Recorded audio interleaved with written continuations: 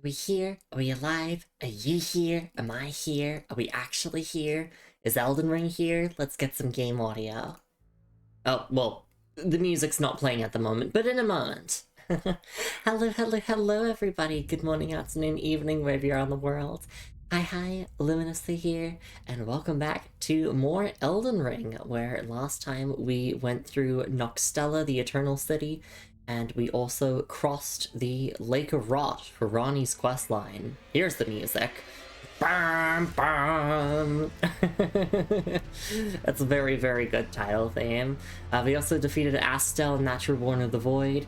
So basically today we are continuing on with Ronnie's questline because we didn't actually meet her at the Lake of Rot just yet. So we're gonna meet her. We have a couple more things to do in regards to her questline, and then we are going to go to the Divine Tower of Liurnia in order to get Ronnie's curse mark. And then we're gonna move on to Deeproot Depths. So quite an ambitious stream ahead of us. A lot of story ahead of us, a lot of questline stuff ahead of us, but I am very excited for it nonetheless. Welcome into stream, everyone. It's so lovely to see you all around. Of course, hello to my partner, wife, Moon, and hello to Elv. It's lovely to see you around. Alright, let's boot up our save file, and we're just gonna go straight to Ronnie, because I believe she's just across from the grace that we last activated.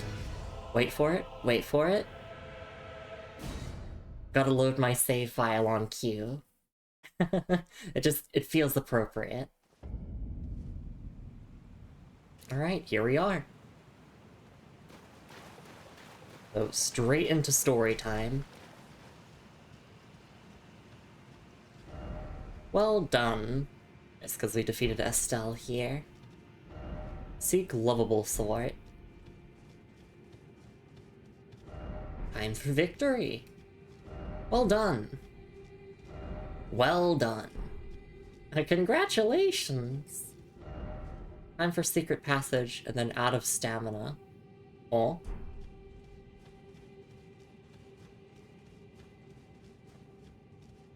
No rot ahead.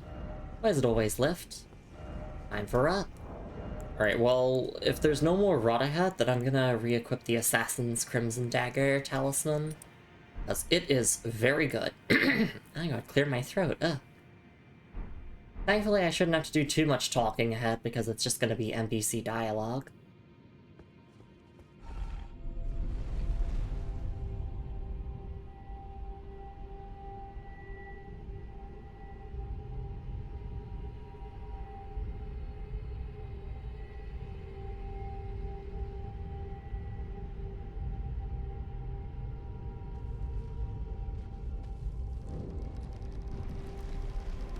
Okay, we're here at the Deep Einsel Well. Is this in Limgrave?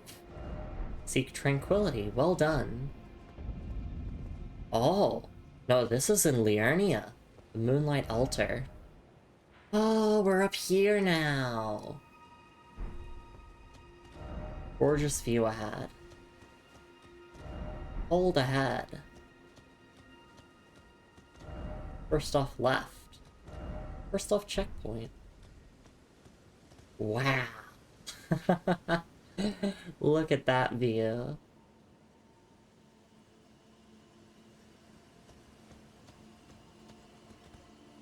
First off night. That's me. First off cute Lumi. Hey V, it's lovely to see you around. We're continuing Ronnie's questline, so we ended the previous stream basically right after we defeated Estelle. It was a very cool boss. And also, I'm sorry, Radon, I didn't understand that that was what you were trying to protect the lands between from. Beware of dragon. Accept visions of revenge. Alright. Well, I guess we just explore up here, because I do believe there are a couple of bosses up here. Now we can actually do the remaining bosses of Liurnia.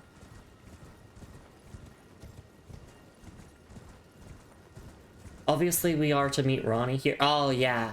Remember this dragon? Or is this a different dragon?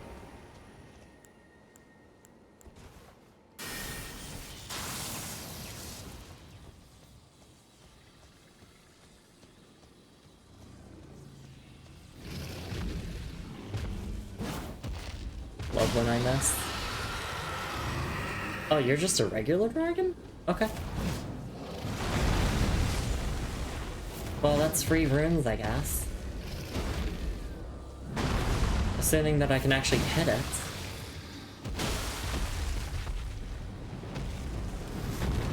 Oh, I need to get on Torrent. I need to go.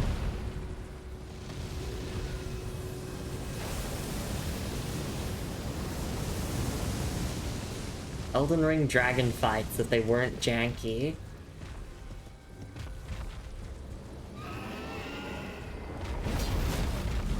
Oh my god, please.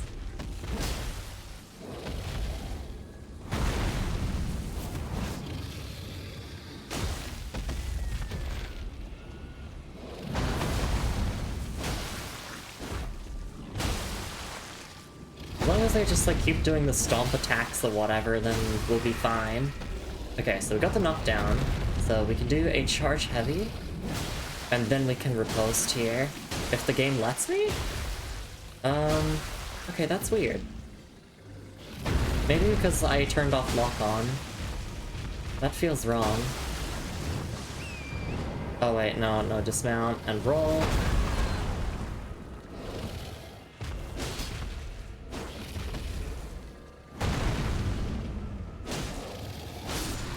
Okay, there we go. Nice, another dragon heart.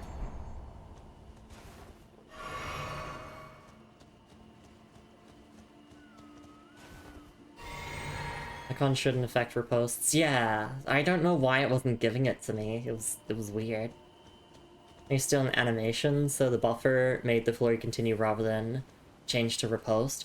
Oh, that makes sense, yeah. Because I know that... I think... Yeah, you can transition from R2 into R1. Like, that's a natural combo there. Whereas if you go R1 into R2, it's a cancel like that. Elevation. You need to wait a little bit after heavy to press R1. Yeah. That transition woke game. Oh, From Software games have always been woke. They've always been woke, and people who don't think that genuinely do not have any media comprehension abilities. These games are woke as fuck.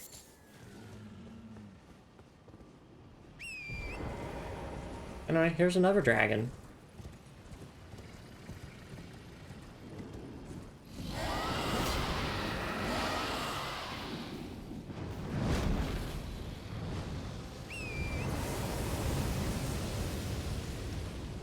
For sure half the population is functionally illiterate. Wouldn't surprise me. Oh god. This is why I don't like dragon fights in Elden Ring. If they're not in like a dedicated arena, because it's like, well, now I have to go all the way down there. But I won't. Any dragons here? I think if I just leave, then they'll respawn at their regular spot. But my sister's class got failing grade in mock exam? Oh no. I would say open up the schools, but that's not helping.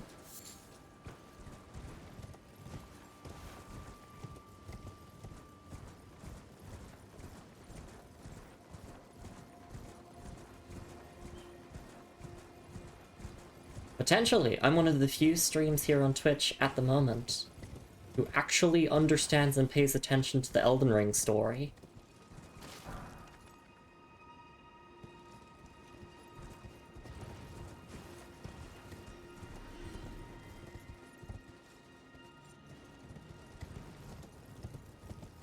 Missing the assignment's so hard, and then also writing so badly you cannot even salvage them any points. Exactly.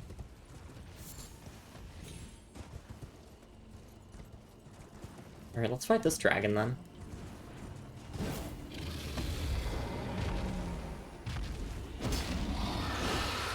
Because, I mean, if these give dragon hearts, then I'd like to collect them. Ideally, I'd like to get every single dragon heart in the game.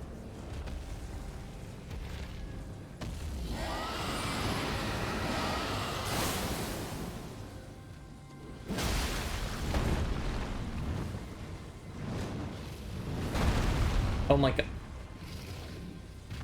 god. Some things never change from software. Some things never change.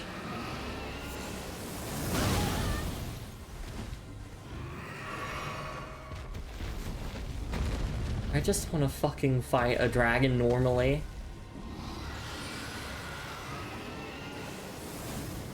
So I think the first dragon fight against like Agheel and Limgrave, that was good, because like you fight them in the lake and that's like a massive area.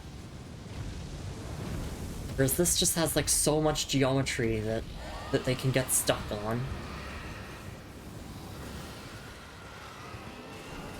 I'm pretty sure one of these dragons actually does count as a boss fight, so... I kind of want to defeat them all. Think out the plagiarism, disqualification for using AI. Oh, yeah, absolutely. God, am I glad that I graduated before ChatGPT and everything was a thing.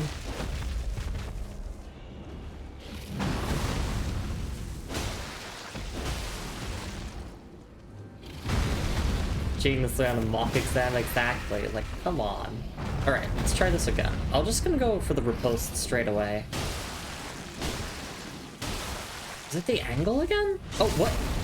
Okay, there we go. I got it. Yes, it was the angle that I was at. I had to be closer to the eye.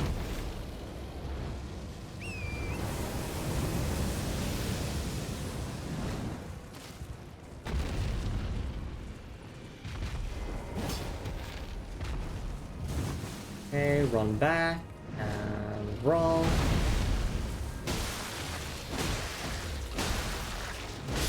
There we go.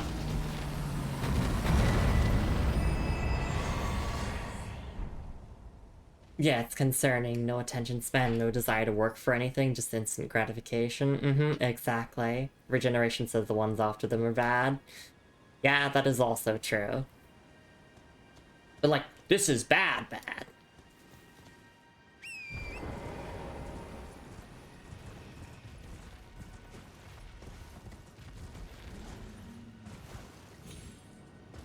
I wonder if I can get down there without just dying.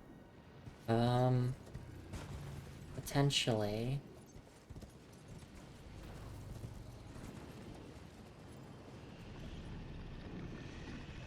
I guess I could, like, jump down onto this? What? Really? Oh my goodness. Okay. Well, at least that'll move the dragon back to its regular spot now. Moon says, another thing that sucks about ChatGPT is since I'm autistic, people think my writing is from ChatGPT sometimes, how I think and write. So going for any higher education now would be even more difficult. You know, autistic people complain about that? Yeah. Things being falsely flagged as AI and whatnot.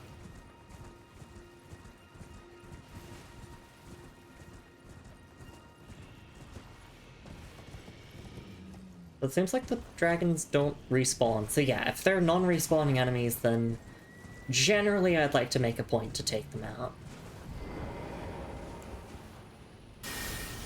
I don't actually think dragons or these dragons are weak to lightning, but like, adding any sort of affinity onto our weapon helps.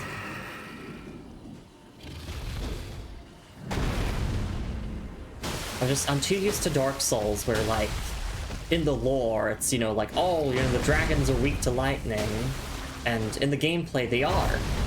Well, most of the time, I think. I don't actually memorize boss weaknesses off the top of my head. I could also just throw lightning spears, that's always an option. Oops.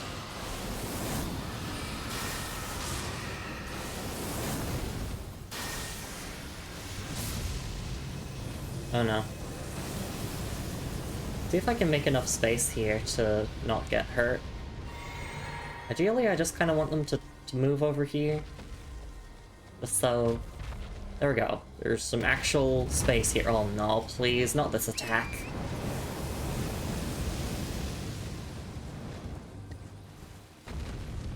I was gonna cry if they perched on top of those rocks.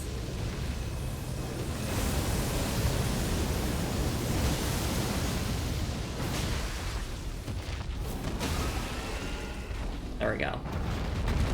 Alright.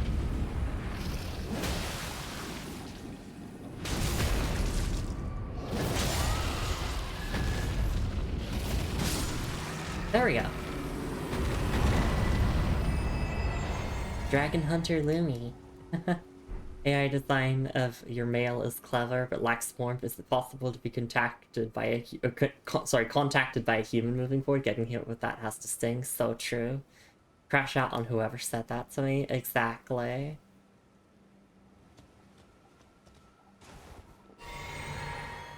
I can't believe From Software use AI for their games. That's right. AI for the enemies.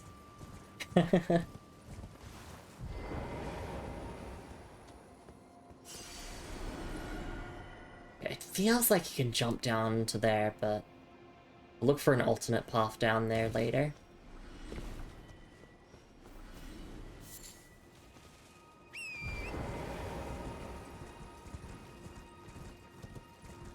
Obviously, our main objective here is just to find Ronnie and talk to her, but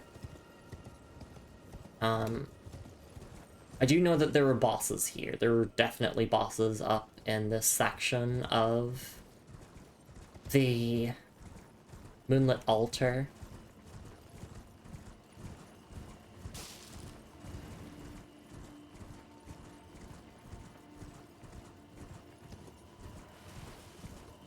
I'm guessing this sign will point me down?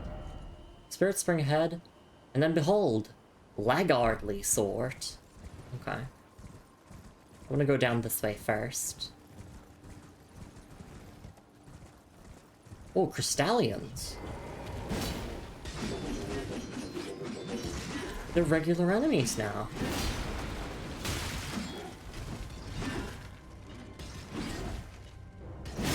Pretty sure Giant Hunt would be really effective against them, because not only is it piercing damage, but also it does kind of flip them like a pancake.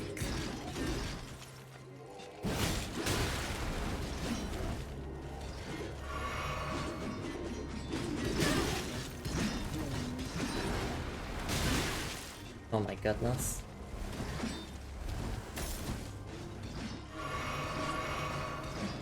It's like very bonkable. Yeah!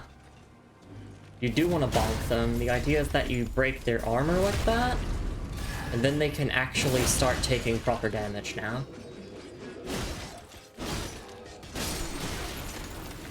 So yeah, if you have like a big bonk hammer or whatever, that's really effective.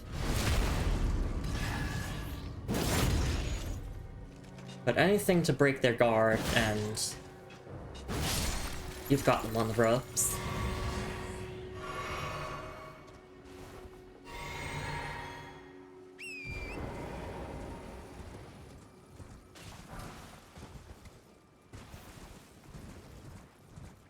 Oh, another one? Okay. Hi there. Yeah, this is the first time they've actually appeared as regular enemies. Previously, they were boss encounters. But, I mean, it seems the game has acknowledged Outgrowth as not only a player, but also in terms of our stats, so they can be regular enemies now. Which is a video game trope that I do quite enjoy.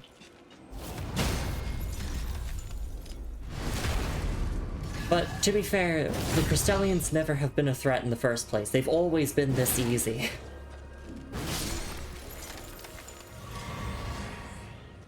It's just, you gotta have the right strategy to take them down. Like you're playing a strategy game.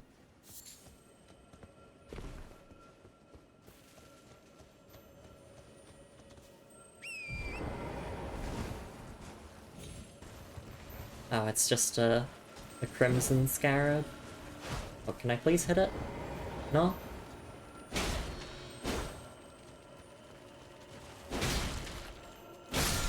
Sure, that will refill one of my red flasks.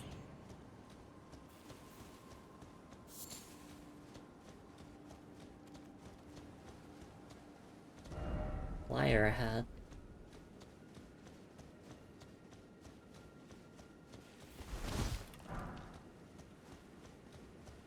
As long as I get all, like, the key items up here in boss encounters, then I'm happy. Because it definitely seems as if there's something over there. Obviously something around here, around here.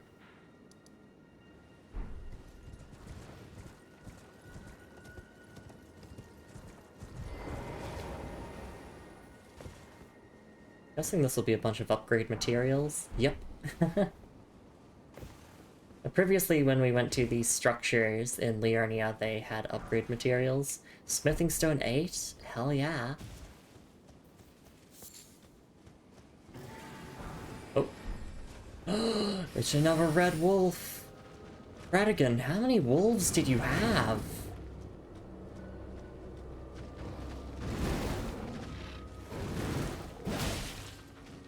If you get the right spacing on the red wolf, then you can land a lot of charge heavies to make the fight a lot quicker.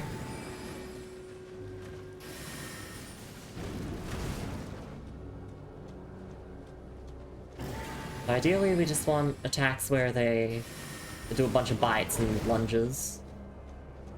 And not the glint blades. So like we stand here, we do a charge heavy, I got the spacing right, so I get an easy punish. And another one here. Like, the more I learn about these intricacies of fighting Elden Ring enemies, the more I can't help but love the combat.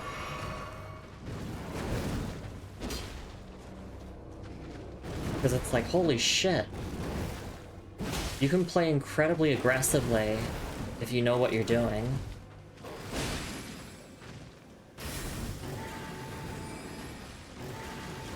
Just, yeah, the glint blade attacks are probably the roughest to deal with. And charge heavy here. I got the spacing right.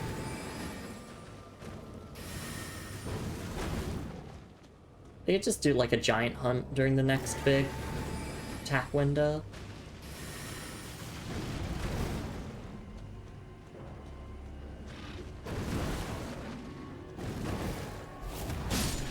There we go.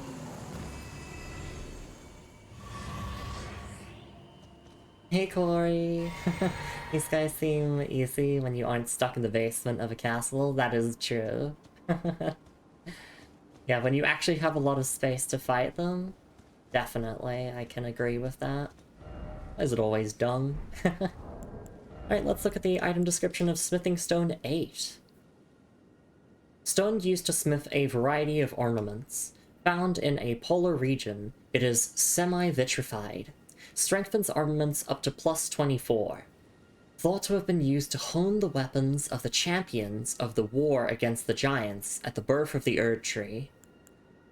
Right, so it's the same as Smithing Stone 7's item description, which, yeah, mentioning the war against the giants, which we do know that the trolls also participated in. They were on the side of the Erd Tree. Didn't know these had lore. Oh, that's why we're reading every single item description, so that we don't miss a single thing.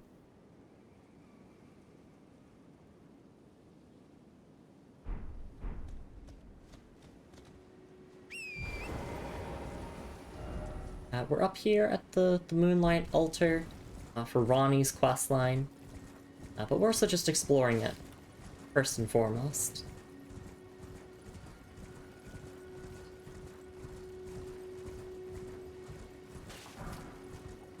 There's a dog there.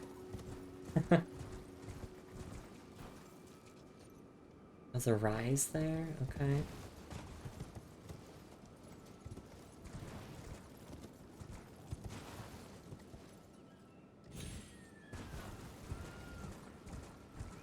Just wanting to make sure I don't miss anything here. Oh my goodness, yeah, I still have a little bit of a cold, it seems.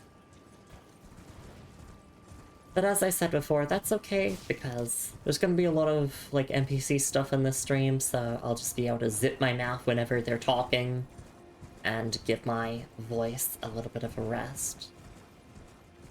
Obviously, we want to go over to that rise, but before then, Let's see if there's anything else around here.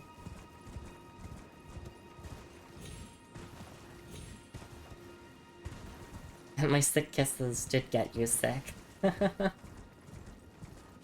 They did.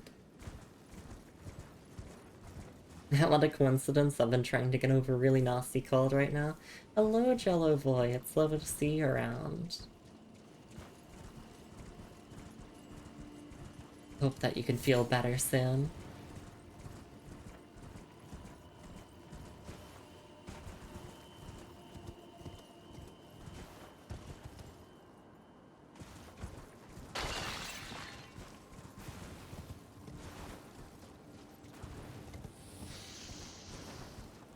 Oh. I was wondering if there were some enemies around, and in fact there were. Obviously I want to go to there. That's the riots that we just went past. Actually, you know what? Let's go to it first. Let's hit those major landmarks.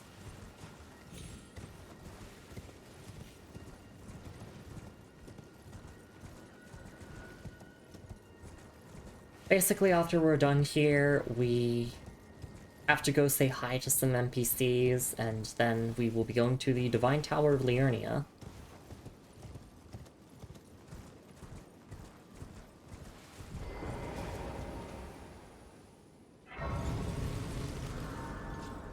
Alright. What riddle must I solve this time? Seek 3 great wise beasts. Okay. Seek Everjail, and then try Spirit Spring. Seek Dog. Seek Crowd, first off Cliff. Okay. So Everjail, Spirit Spring, and Cliff. So one of these dogs? I don't have to hurt you, do I? Gonna be like... Oh, there you are. Something ahead. Down, all the more behold dog. Okay. I need to hit them without actually dying. Can I lock on here, or... I think I could just throw a lightning pot. There we go.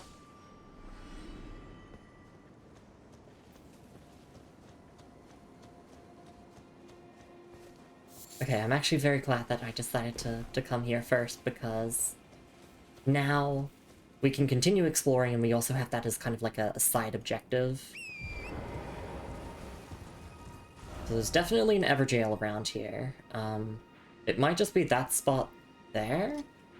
So, get that marked.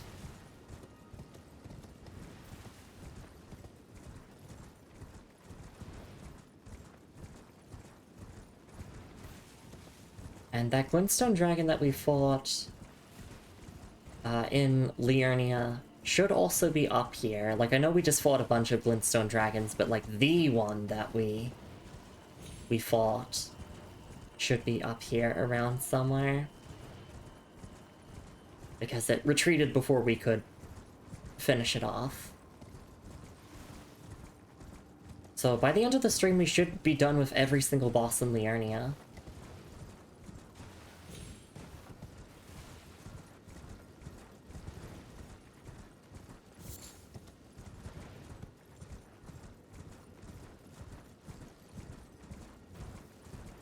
Obviously, Everjail and Spirit Spring are the two things that we're trying to look around for, and this is definitely an Everjail. The Ringleader's Everjail. Let's hop in, and let's see what boss we gotta fight.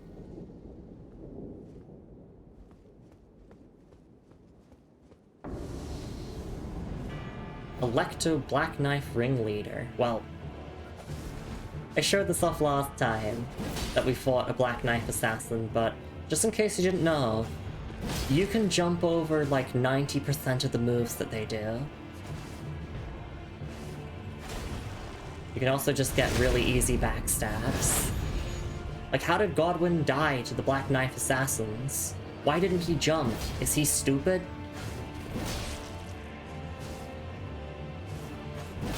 Like, they just can't do anything. You just back off and... Okay, you... Okay, that move is new. I have never seen that move before. And that move you definitely could not jump over.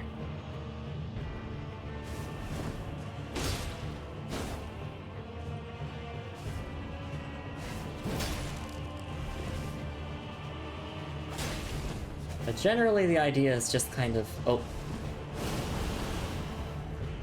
Just back off and jump attack whenever they go for, like, lunges or grabs.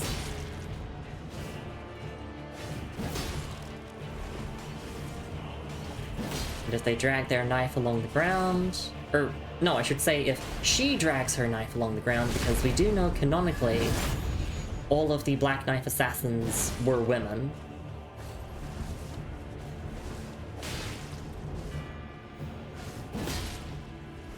Women are allowed to assassinate a demigod as a treat.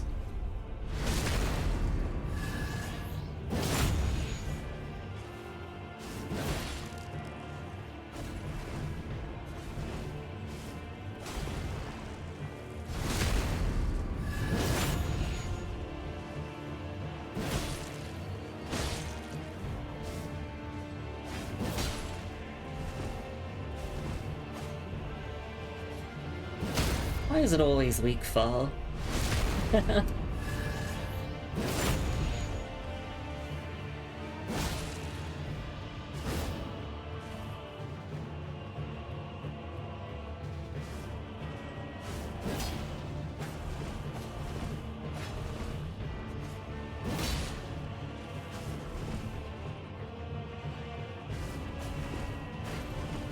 They have a knife, that's true. And I got a big-ass sword.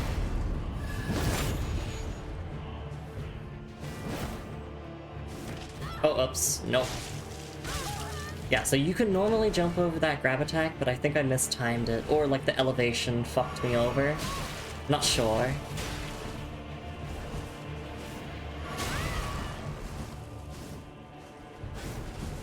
I gotta play a little bit more defensively here. By defensively, I just mean run away to heal.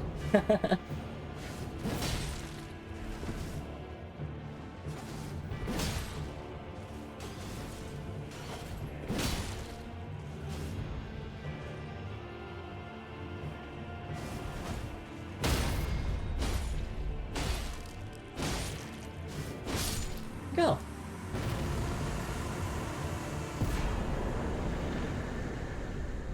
Black Knife Tish.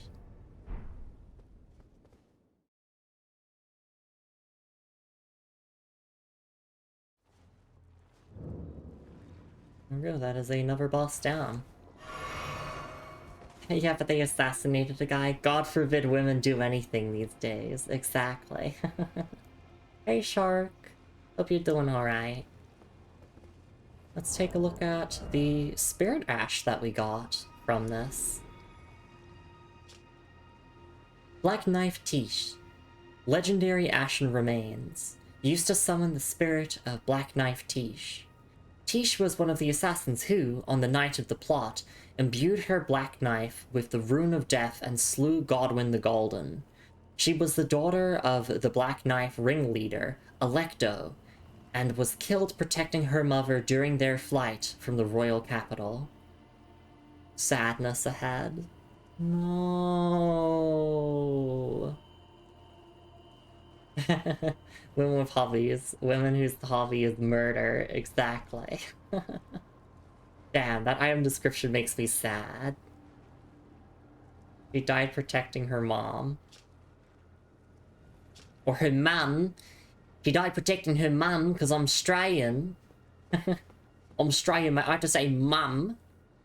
Or you died protecting your mum.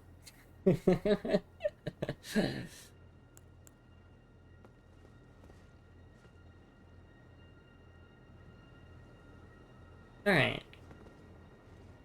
Billabong.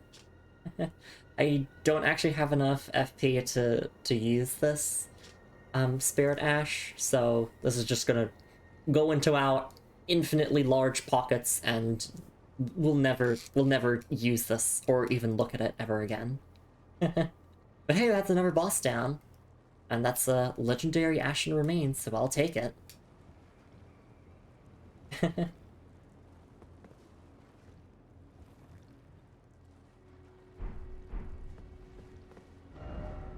Alright, let's continue exploring.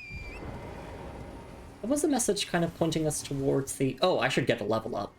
I cut myself off there. There was a message that was pointing us towards a Spirit Spring, and, I mean, this is one here, so potentially this is where we need to go?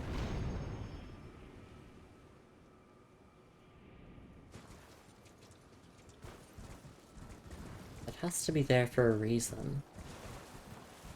What does this player say about it? Oh. Seek up and then dog. Okay. But which direction is the dog?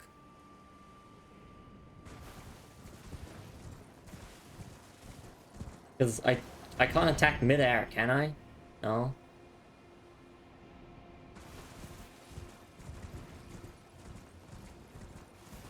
I'm gonna need another hint, players. You got anything better than that? First off up and then behold dog.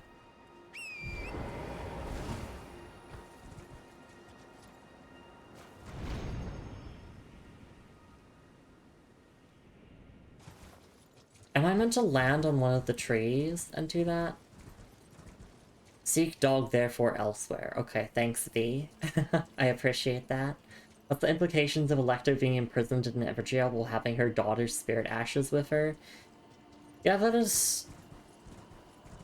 I don't really have a clue.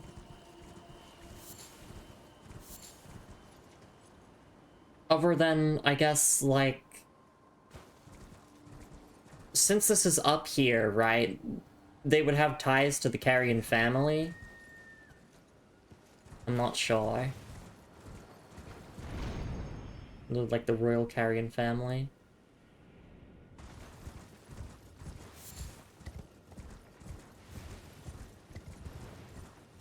I think they were making an up-dog joke.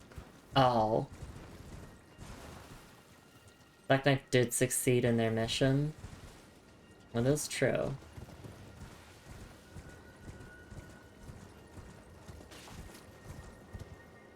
But yeah, if the item description says that Electo died, then that means the Electo in that Everjail is, like, potentially also a spirit in a way. Or potentially a puppet, like Celibus or whatever.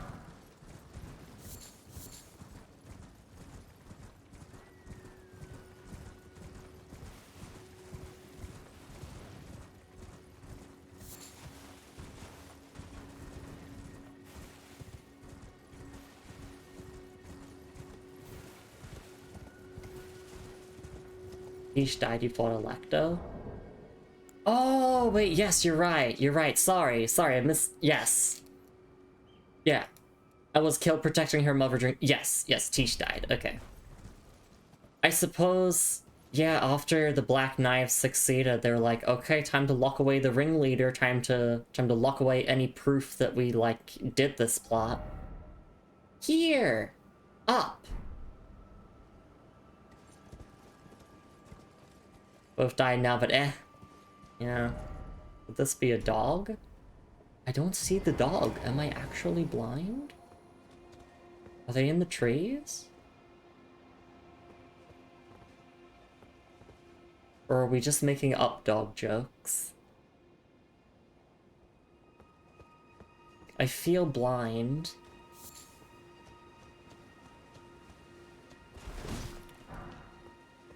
And I don't mind backseating on that.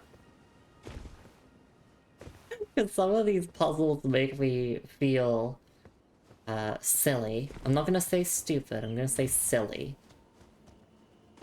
Thank you for the patties. Here up. Don't see.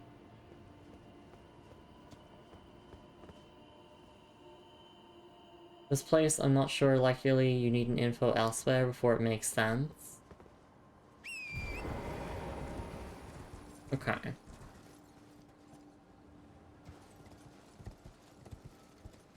Similar to the other? Okay.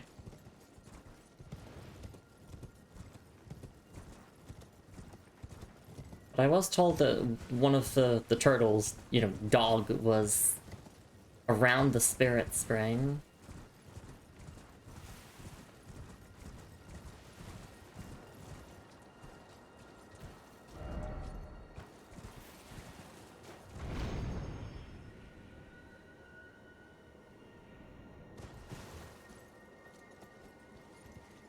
Try to see if I can, like, land on one of the trees, potentially. Like here?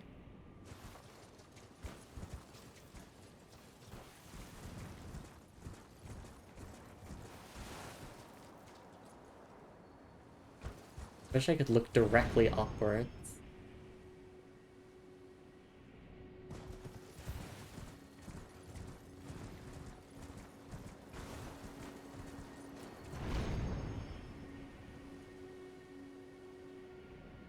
No, I can't land in the trees. Okay. I'll come back to it later.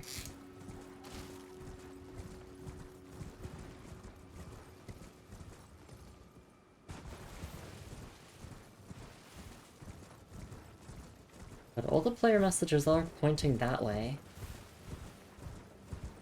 We did get... Oh, wait. Wait. No, there was one message saying, like, to check the Everjail. On the ledge, it's because you can see it both are the same dog, but dog not here. If only there was a contraption of some sort. Wait. I'll check the Everjail again.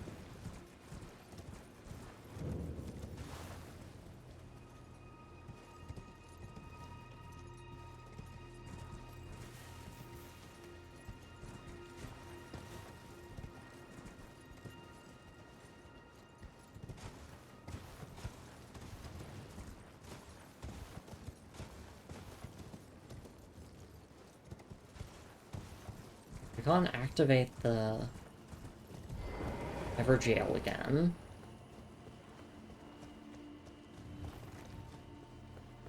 Oh, player message. Here, oh here, let there be ranged battle? Okay. Here? Yeah, but we can't do that. Be clear if it bugs you.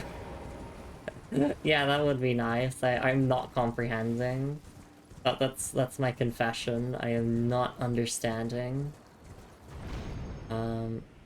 But I'm also happy to, like, move on and come back to it later. Like, explore a little bit more of the area first, and then go back.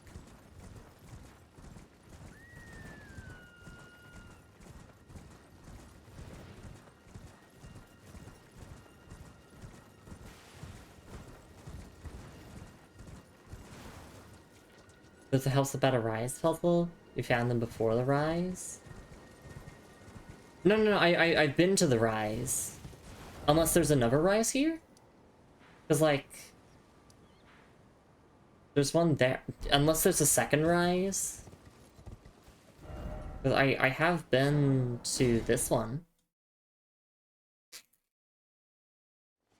Is it still active then? It should be. Yeah, so we found one of them. See crowd first off cliff. So yeah, we did that.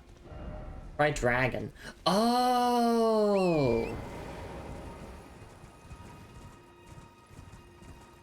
That might be handy.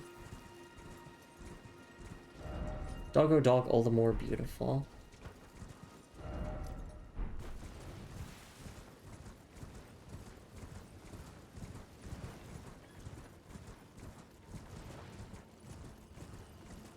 Thing should have something then? Okay. That's weird, because it didn't. Well, maybe now that I've reloaded the area, I can go back and that might be different now. But first I just want to explore around again.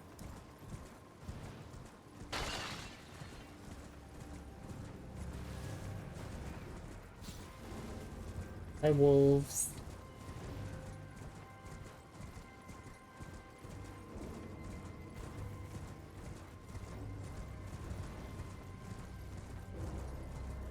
So yeah, there's a bunch of ruins to explore as well, and obviously, like, our main objective here is just to go and meet Ronnie. But you know me, we're gonna do everything but that first.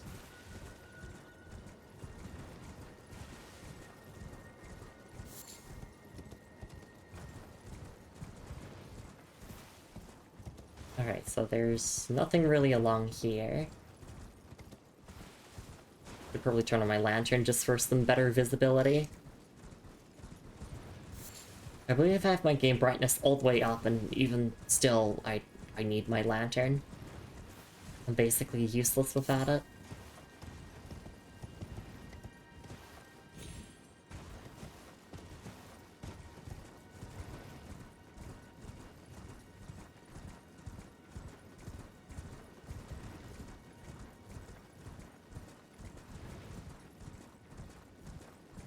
And we did fight a couple of the glintstone dragons that are around here. Is there a dog here? Visions of dog. Dog! Oh, sorry, dog. Dog. Sorry. Didn't mean to hurt dog.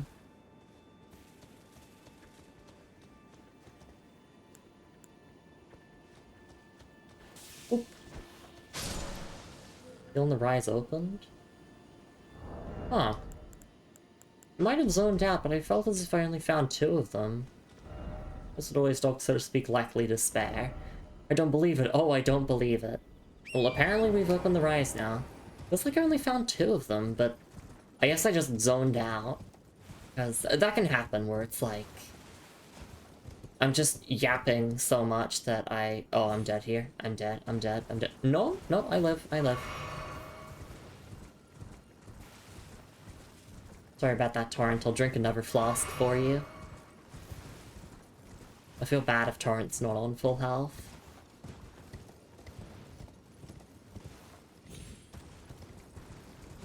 So we can go back to there and get the, presumably, another memory stone. And, oh, I need to level up. I told myself that I would do that earlier, and then I didn't. Funny how that works. And that's why I always like to travel along, like, the perimeter of a location. Because that way I get to see everything, basically. Visions of too high up, yeah.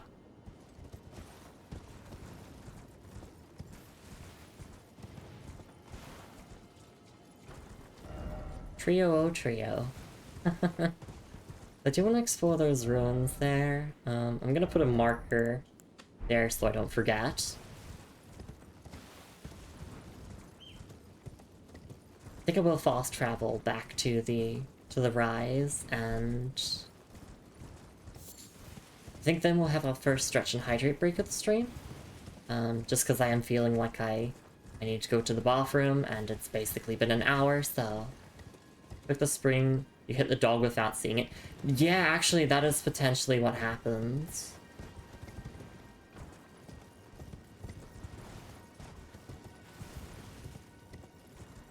I thought you would have to, like, go up the spring and you'd have to, like, land on top of it or, like, do a trick shot or something, but you can't attack while in the air on Torrent like that.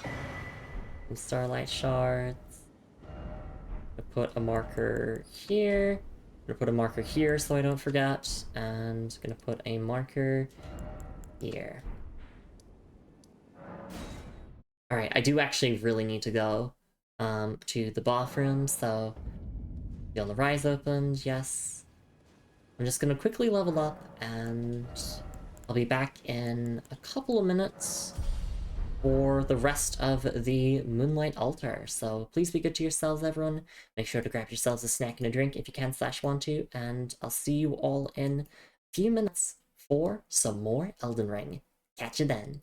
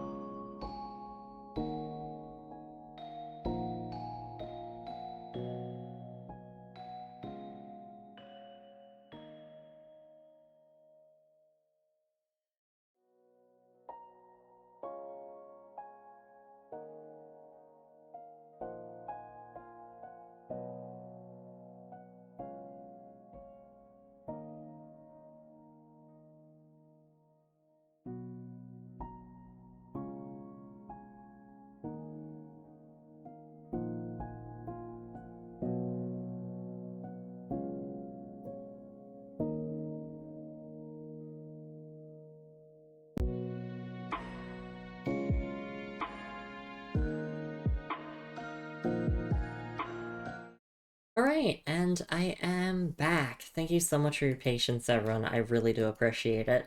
Yeah, I had a sudden bowel movement, so I'm like, alright, I'm gonna listen to my body. I'm gonna take that break, and well, it was a break well deserved. So hopefully I feel a little bit better now, and I'm good to continue on exploring. Well, first we gotta go and actually get our loot here from the Rise. Chelona's Rise. Okay.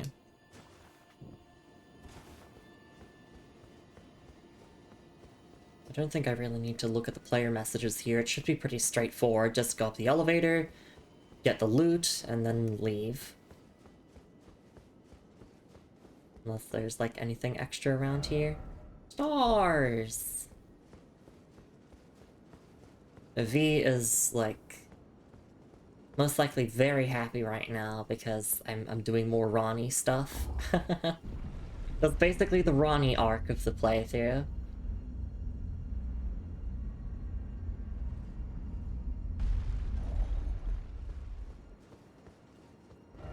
Didn't expect gorgeous Fia. And me having time to play Elden Ring. My job is just too long and exhausting for me to play long time, sad. You can always chip away at it like an hour at a time. But yeah, it's absolutely a massive game, so something a bit shorter like Dark Souls 3 or Demon Souls might be a bit better to dive through. Seek stars. Magic head, but frost. Ronnie's dark moon. Oh. Obviously, we can't use this sorcery because it requires 68 intelligence. However, we will still look at its item description. Ronnie's dark moon. Legendary sorcery symbolic of the Carrion Queen. Uses the caster as a vessel to incarnate a cold, dark moon, then sends it floating toward foes. The dark moon dispels all sorcery that touches it, and temporarily reduces magic damage negation for those it strikes. This moon was encountered by a young Rani, led by the hand of her mother Renala. What she beheld was cold, dark, and veiled in occult mystery. Right, okay, interesting. I think we have a talisman that kind of tells us a similar-ish story. I might actually want to look through my talismans real quick to see if I have that. If I'm remembering correctly, that is.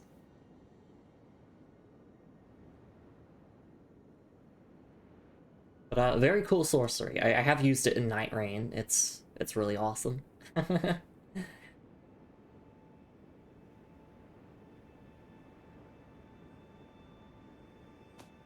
Yeah, let me look at my talismans, I think.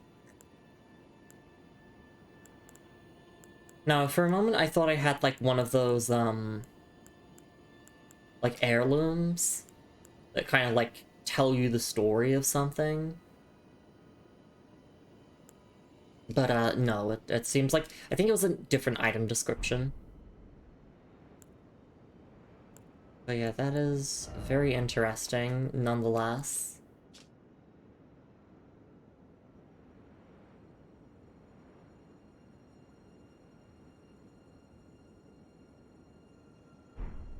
Also, hello, Andre Pro. Hope you're doing alright. Hooray for Ronnie stuff, exactly. Alright, now that we've done that, we can basically go to all these different spots that I marked.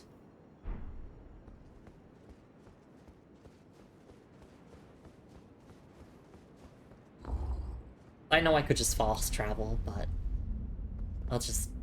I'll go down the rise.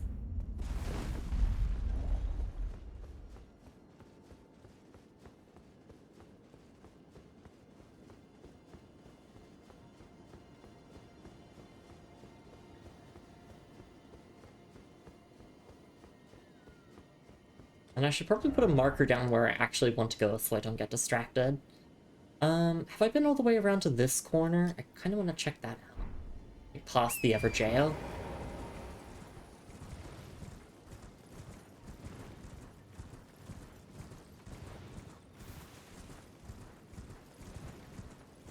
I wonder how Ronnie feels about my character being too stupid to use any sorceries at all. Maybe she doesn't mind. Heck, maybe she finds it amusing.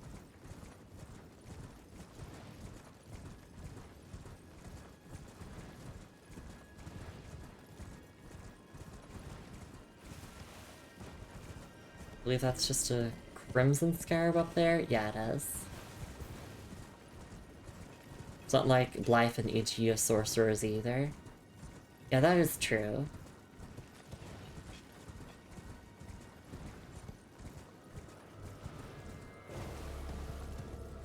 I'm really worried about Blythe and Ichi. Because last time, we had that dialogue where Ronnie said, "Tell Blythe and Ichi I love them." Like, Ronnie, what do you mean by this? Well, I mean, we know her motivations is that she's gonna, like, fuck off and go on a lone journey by herself and thus abandon the two, but, like... I hope they're both gonna be okay. But this is a From Software game, so, like... 99% of the time, all questlines end in tragedy, whether you succeed at doing them or not.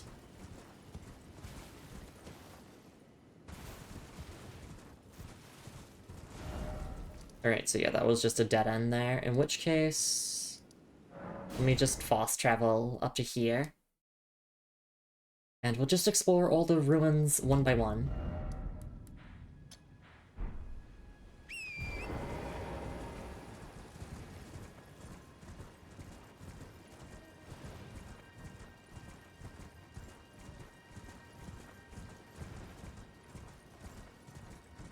There's a bear.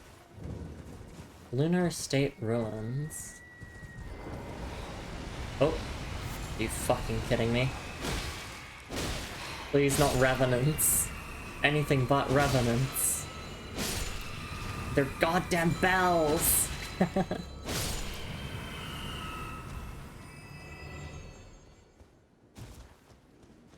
mean, could be worse. Could be the revenant from Phasmophobia.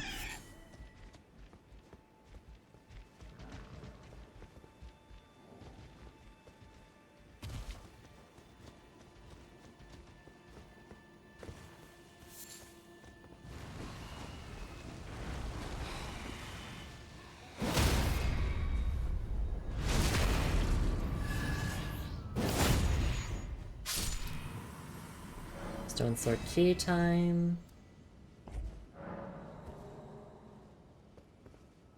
And actually pay attention to what that did. And I feel a bit silly for it.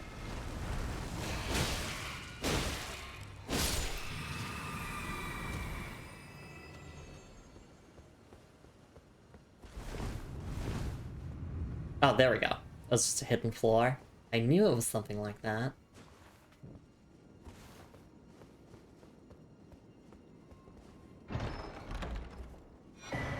Cerulean Amber Medallion +2. A medallion with Cerulean Amber inlaid vastly boosts maximum FP. The Erdtree's old sap becomes amber, treasured as the most precious of jewels in the age of Godfrey, the first Elden Lord. A primordial life energy resides inside. If I really wanted more FP without leveling up my mind stat anymore, then that is my go-to talisman. Now the player message loaded in. But we do know for a fact that every single ruin is guaranteed to have, like, a basement section in them. Oh, no, go away.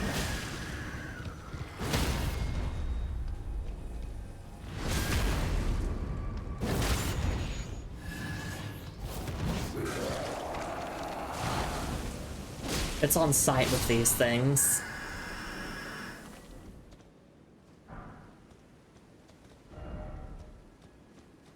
I've really got to equip my heal incantation so I can actually try that on one of them, because I've never seen that interaction before. If only we had another memory slot.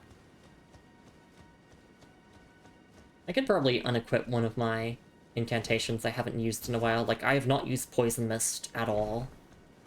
Aside from making that one enemy type explode. I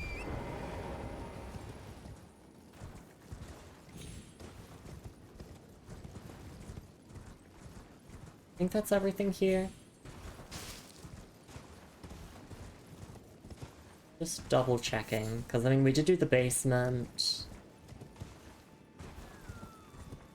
Which, like, I mean, as long as you get the basement at the ruins, that's kind of all you really need to get.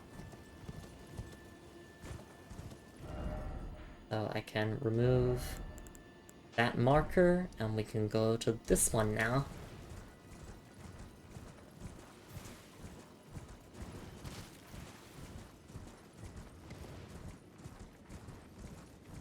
I'm guessing this also counts as Lunar State Ruins? Yeah.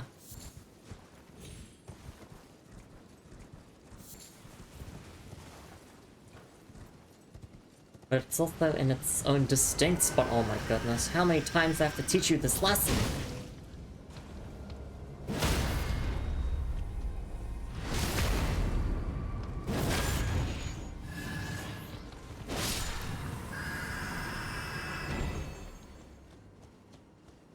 I guess, yeah, hidden floor? Yep. I didn't even need to read the messages, I'm just like, yeah, I get it. I'm used to this by this point. Dung ahead. Ah, futility. Smithing Stone 8. That's not dung. That's 3 Smithing Stone 8s. That's, like, really good. If you were a boss in this game, what would your full title be? The Luminous Knight? Maybe the Radiant Knight? Because I think... If my full title was, like, Luminously the Luminous Knight, that might be, like, a bit much. Probably... Luminously the Radiant Knight. Just to vary it up. Or... I mean... I could probably be, like, a fucked up, crippled old woman with a greatsword boss fight that everyone loves in FromSoft games. So I could be Luminously the Fallen Knight. It's every girl's dream to become corrupted by the Abyss. I'd have to fight the chosen undead. Alright,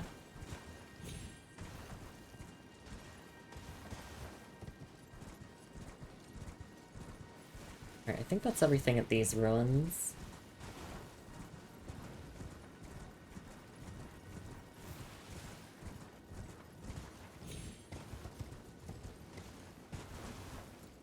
Changing my name to the Abyss. You're cute, man. Alright, now we go up to here. That's where I just double check I've actually been everywhere here. In the end, player gonna be like, wife. That's true. Any female boss in a FromSoft game is someone's wife.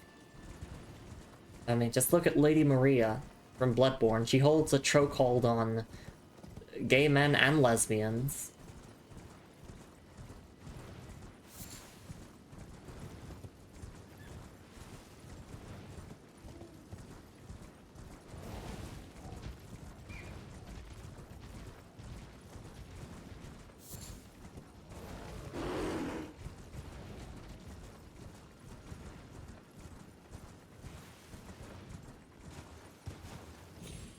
Seems like we're almost done here, just a couple more ruins to go, and then we need to actually go to the proper lunar estate, I'm assuming. The Moonfolk Ruins. So yeah, we'll explore this, and then we got that there, and then that seems to be pretty much the entire area. Wasn't there a werewolf lady boss? Not in Dark Souls. I haven't actually played Bloodborne myself. Yet. I'm using that word before people choke me.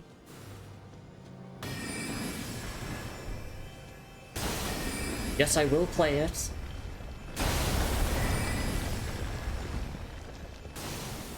People were very normal about her.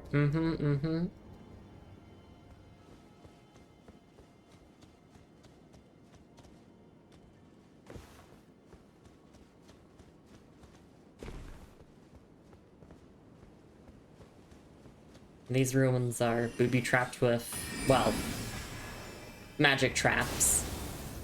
And, you can kind of just ignore them, because they're never going to hit you unless you just sit still and get hit by them.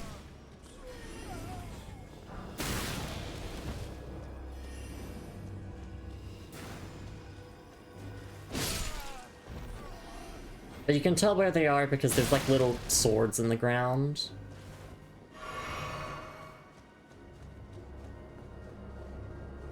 Wish I could just run over them like that.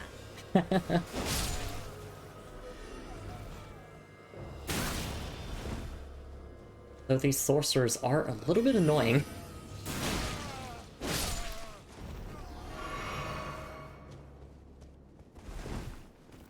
Oh, come on, I want to hit the skull. There we go. Oh! Oh, very clever from software. Leave ahead, yeah! Precious item ahead. Precious item ahead. Ugh. No danger ahead, I've been told. No horse ahead. Lumber Smithing Stone 8. Nice. So yeah, we are starting to get higher tier upgrade materials because, well, we're getting to the point of the game where, you know, we're gonna be getting higher upgrades for our weapons.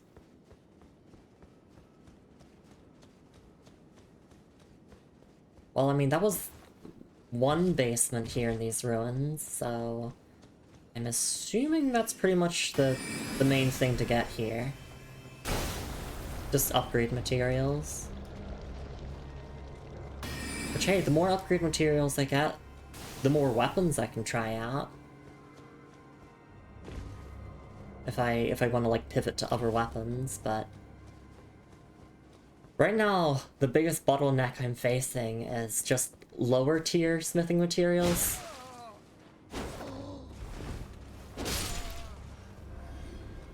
Because I want to get my Nagakiba to catch up, but it's still behind a little bit. Like, I want to use my Nagakiba, but there's really no point in doing it at the moment. It's like, what is it at? It's plus 11 compared to my plus 17 Knight's Greatsword. So...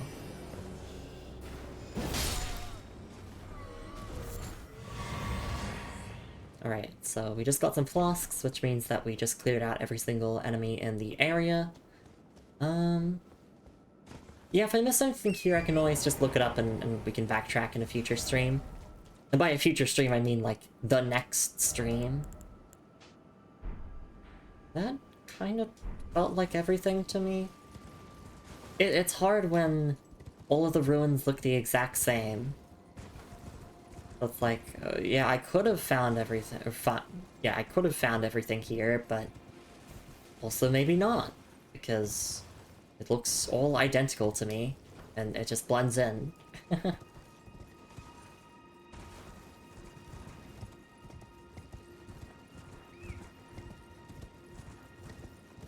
And yeah, we got the basements, that's all that really matters. Alright.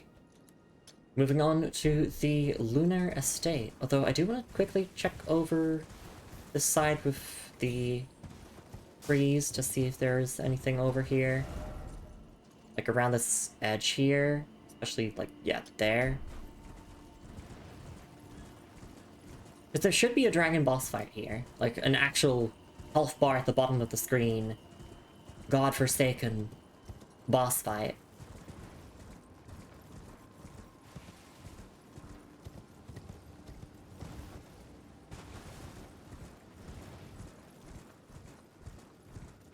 But I think I've already been over here, I guess. It feels like it. Oh, I hear Scarab. Oh, that's just the crimson one.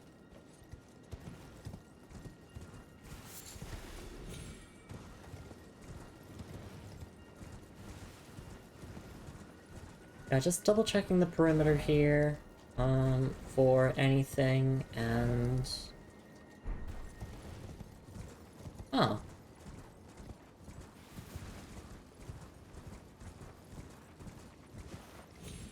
Where'd the dragon go?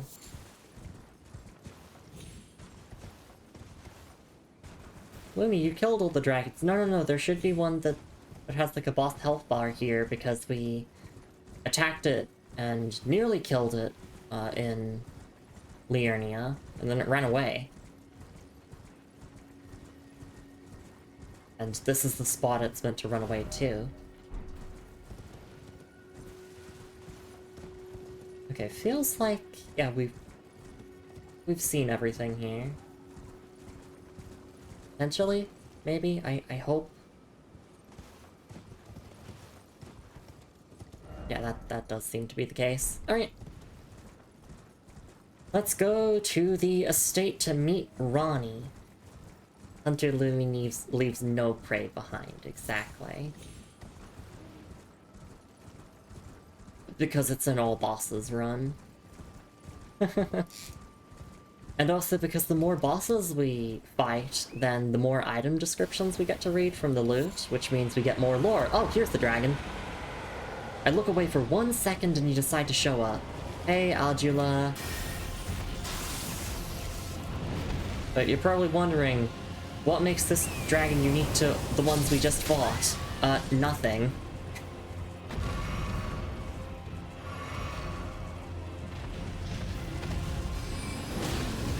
Oh, actually, no, they do use glintstone sorceries, never mind.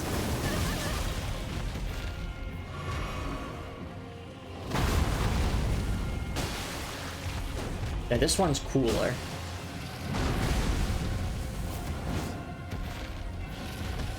But look, an hour into stream and an honest, godforsaken boss fight in this economy.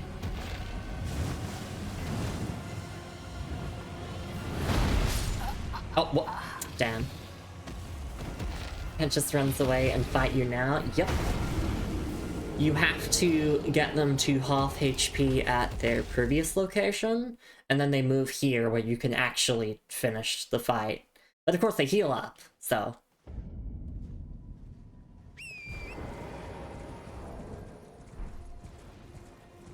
This one was able to beat Lumi. It is cooler. That is true. I might equip the Spelldrake Talisman if I'm struggling here.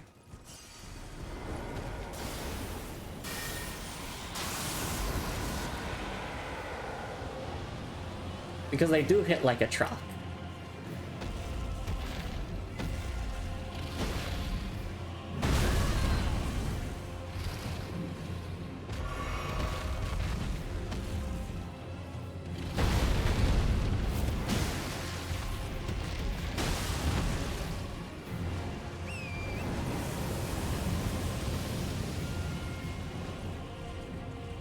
Oh, please, no Dragon Jank. I will cry if we have to deal with Dragon Jank.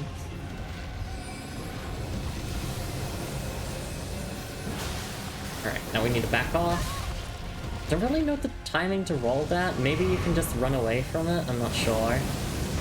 Oh, I'm dying here. Oh, I'm living. I'm dying here. No, yeah, I'm dead. Ugh. I wish that you could just, like, fight it in a standard ass Everjail or, like, a set arena rather than, like, in the open world. Is that too much to ask?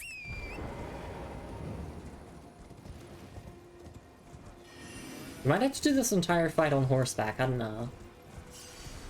It's just, like, I prefer doing the dragon boss fights, like, half mounted, half on foot.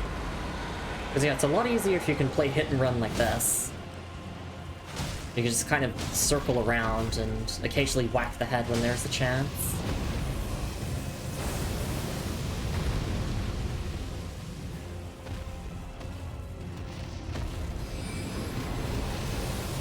Alright, let me see if I can run away from this. Nope.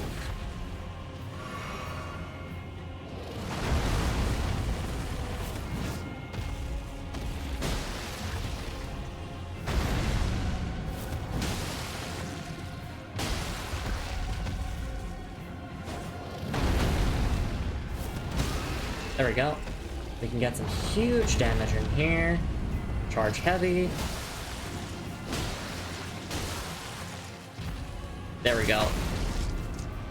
I really optimized the damage there. As long as they just stay on the ground like this, well, we just kind of win. Oh no, please not like this. No! Not a geometry moment. I might be dead here. I might be dead here. No, we live.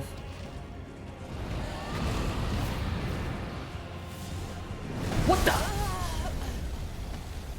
Oh my god. A desperation attack. You just pulled out the Moonlight Greatsword like that? Damn.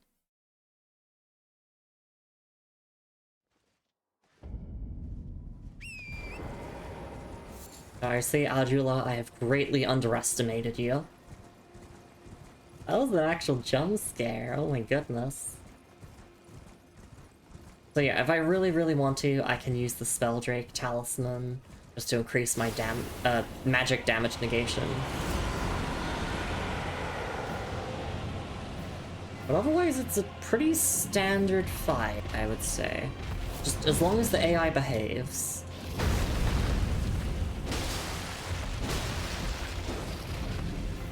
Because we have the damage, and we have the survivability to win.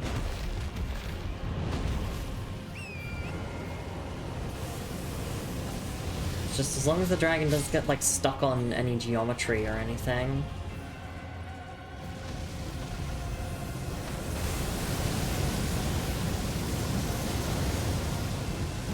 I missed, damn it.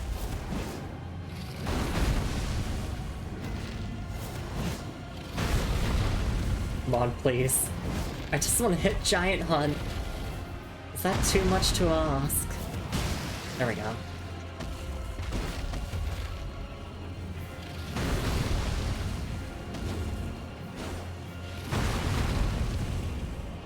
I'm not managing my stamina. I'm just like... I'm getting desperate to get hits in, so I'm being incredibly reckless. Okay. Wait, no, we want to dismount here and roll. Yep, and we can do a charge heavy. Nice. I'm just gonna go... Actually, no. I'll do charge heavy. Wait, and then riposte. Yeah.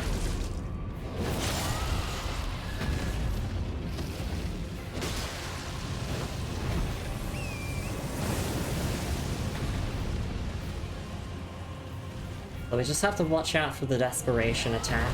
Oh, this could be it.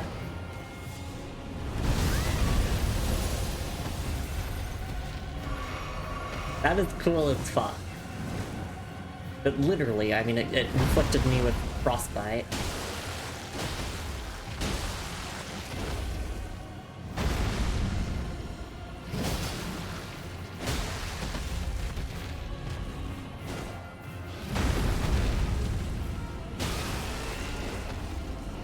There we go. Goodbye, Adula. One of the finest dragons I fought.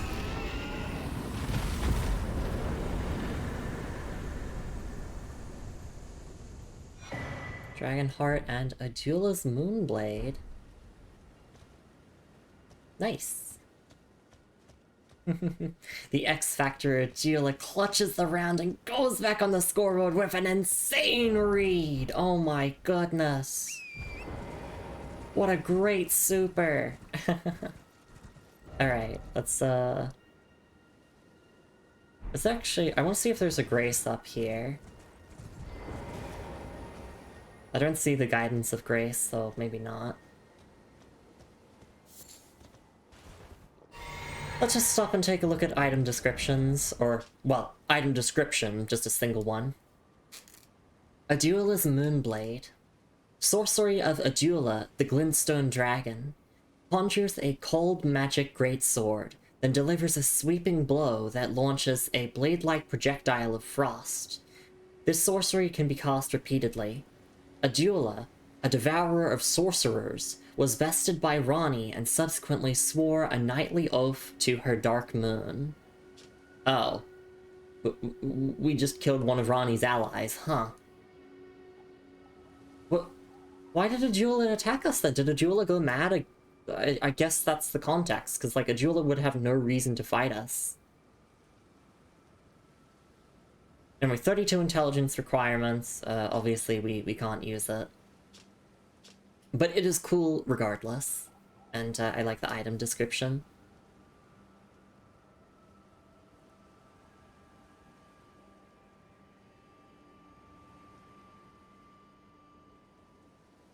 I mean, they attack first, so... Yeah. Lumi dodges it. She goes for a full punish. It's enough! Scaling! Oh, wait. It's enough. The scaling is rough. It is. Lumi takes the round, the game, and the Moonblade title. That's me. Thank you, V.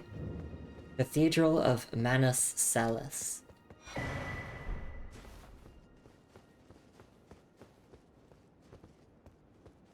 Or Manus-Salis.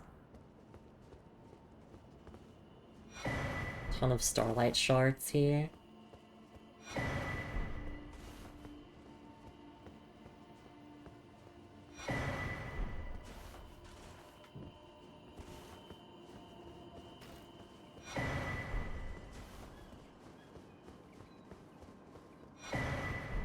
Oh, I see this is the great cathedral model they used for Night Rain. So I want to go around here and check for a chest. Visions of key. Yeah. There's no stone sword key here. Wow. My life has been a lie.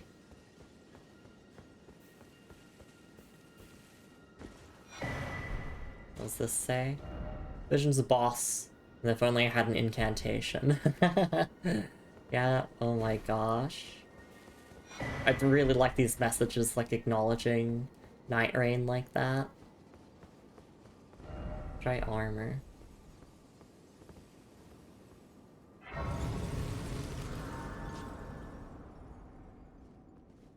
Can we talk to Ronnie here or anything? No? But this is good. Yeah, this is the cathedral. Okay, 45 vigor. So now we're gonna get our endurance to 45, and then we'll get our strength to 45. Basically, we're just leveling vigor, endurance, and strength to the soft caps, and that's kind of it for the rest of our builds. And then we will put some more points into faith, actually. But only once we've, like, gotten closer to hitting those soft caps. I believe a duelist swore to protect this place, might not have known who you were. And that's true. Because we, like, were recently inducted into Ronnie's service. Wait, what? Why did I just get a bunch of runes? What? Oh, I didn't realize I could get another level.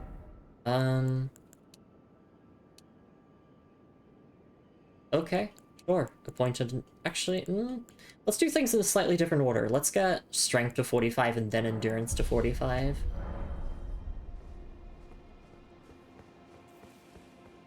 Is that actually like a death full, or does this lead to anything?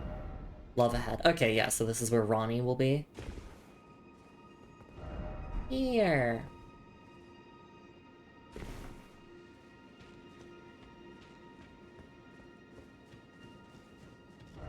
Love ahead, love oh love.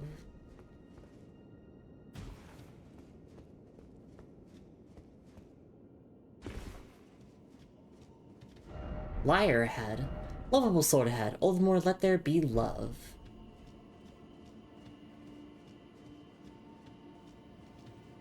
There she is. Time for love, and then praise the stone astrolabe. Love her ahead. Oops, I just wanna equip my weapon.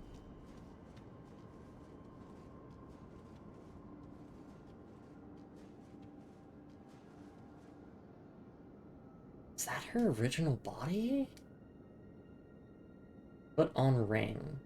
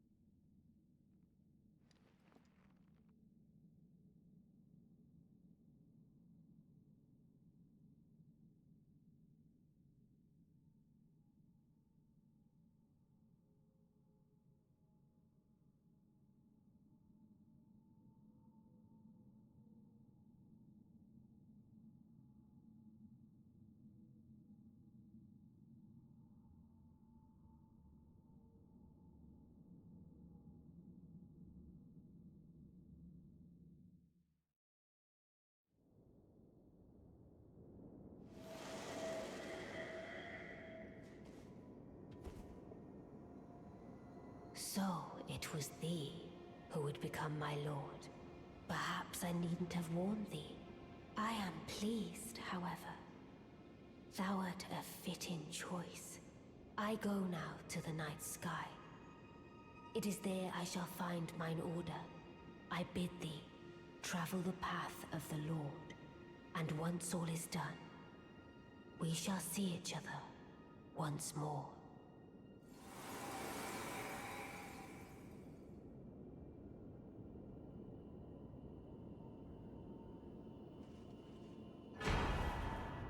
The Dark Moon Great Sword. Oh my god, that's like a Wojak moment for For From Software fans. Time for lovers, stay calm. Love.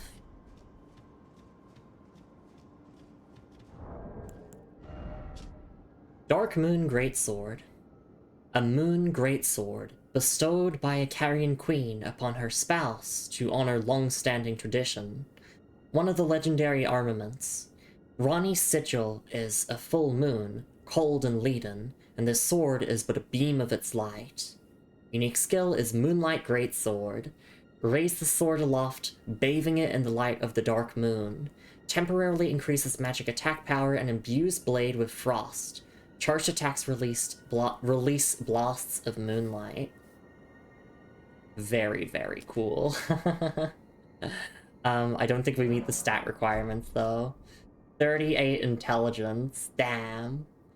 Well, if there was a reason to respec for me, it would be for this alone. And yes, it does cause frost buildup and everything. V says that this is the doll body, I say. And Corey says, what do you think the night sky is in these games? Space. The night sky itself is space. It's the meteors, it's aliens, it's all that. When she says she wants to go to the night sky, I believe she literally means space. Instead of just the sky. Or like beyond the lands between. Well, there we go. Moonlight Greatsword. And I think that's Rani's questline now. I think that's all you have to do for her questline. And basically now, when we beat the final boss, we'll have an option to do her ending. So that's cool. Whether I actually will go for her ending or not, that remains to be seen. Because I still need to come to my own conclusions as a Tarnished what I think is best for the world. But, I don't really like the two fingers that much anymore. I can't say that. And I'm not the biggest fan of the Golden Order anymore, despite being a Golden Order paladin. I'll have to think about it. To sit and think on it. But yeah, I just remembered Rani did say that, like, she burnt her original body, I believe. So, like, that makes sense. That was the doll. And this is the corruption by the Abyss arc. Exactly. Lesbians radicalized. Oh, I accidentally dropped my headphones onto my keyboard. Oh my goodness. Hang on. I'm okay. I'm okay. My headphones just, bam, they fell on my keyboard like that. I read that message and I'm like, damn, the power of lesbians. I get overwhelmed when I think about lesbians too. They're so powerful. Oh god, now my headphones are like, the audio is a bit muffled for me, which means I need to fix that now. Hang on. Oh my god. It might be easier if I just go to the title screen so I can hear the title screen music and fix it that way. Audio should still be fine on streams, and hopefully I didn't like hit anything in my keyboard that like used any of my macros. Because could you imagine if I hit one of my macros that like mutes me? You just hear the crash sound and then I can't talk. It's like, oh Lumi, are you okay? Yeah, my headphones are being a bitch now. But hey, there are the two fingers here. And they're bloodied. Yeah, I can only really hear from my right ear at the moment, so I need to adjust my headphones a little bit. Oh my god. Ah, thank you for being here, everyone. We just got through a very serious moment, and then bam, headphone crash.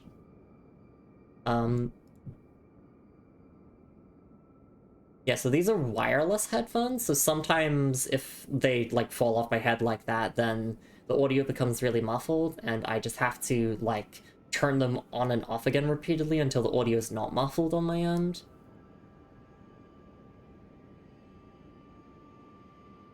Okay. I said no, it's still muffled.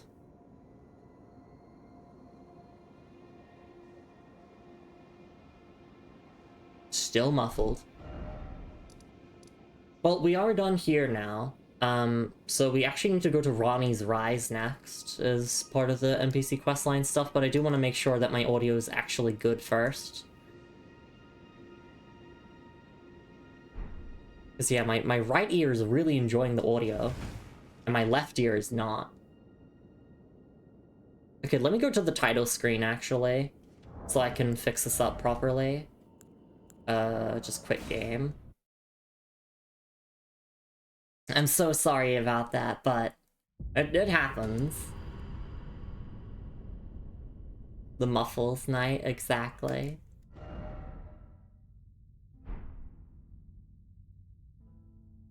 I just have to wait for the title theme to play.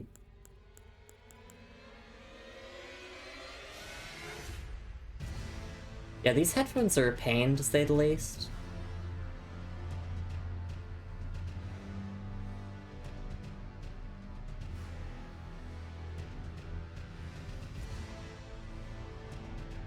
No, my right ear is still enjoying the music, and the left ear not so much.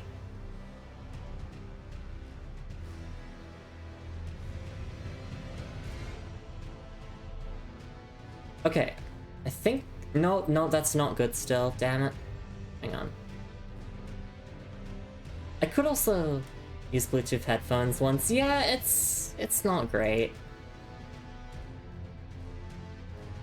I could also just go for a stretch and hydrate break and just fix it during that. Use them wired until they died. Yeah, I probably should do that myself, honestly. But like, they're good 90% of the time. It's just like this 10% where it's like, ugh. Okay, I think...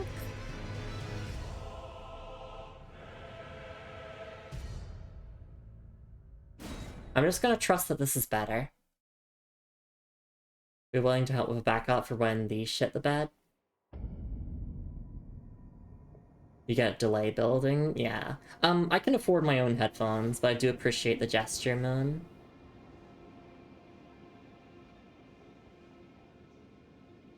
Alright. No, the audio is still mostly in my right ear. Okay. I'm just gonna take a stretch and hydrate break, and I'm just gonna use it specifically to fix the headphones, and then we'll continue on. Because goddamn those lesbians. They made me drop my headphones like that. Sometimes I sneeze and they just come flying off my head. Cause I sneeze like quite aggressively. It's funny. Actually, does the audio sound good now? Lesbian on lesbian violence. Wait.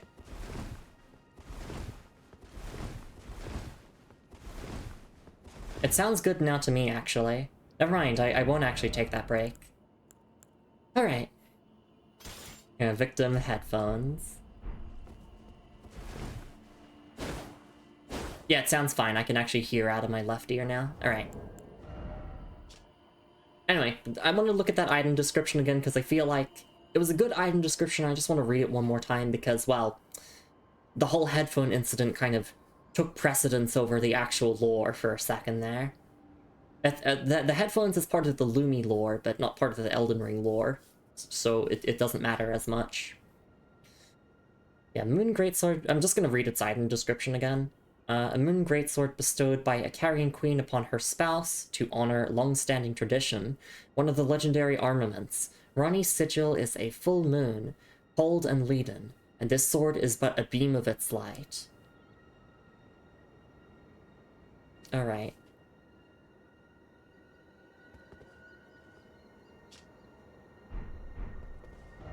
So yes, now we need to go to Ronnie's Rise, and apparently we get to meet Blythe there, and I'm fucking praying. I am praying with my life that he's gonna be okay. But Ronnie is absolutely upset the Two Fingers at this point. Like, without a shadow of a doubt, she's absolutely pissed off the Two Fingers.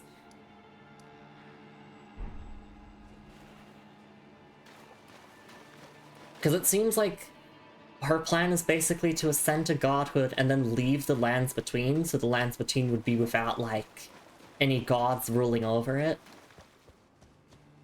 And, like, the Greater Will / the Two Fingers is very pissed off at that.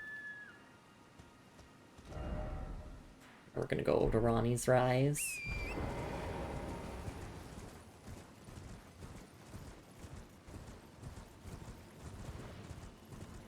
Oh, actually, when my headphones fell, did it hit the death macro? No, it didn't. Okay. Can you imagine if that happened? The headphones fall, it counts as a death. Alright. No, that's Sullivan's Rise. We want to go to Ronnie's. I don't want to teleport directly to it, because I kind of want to... I'm assuming that he's outside, so I'd rather just go from this way.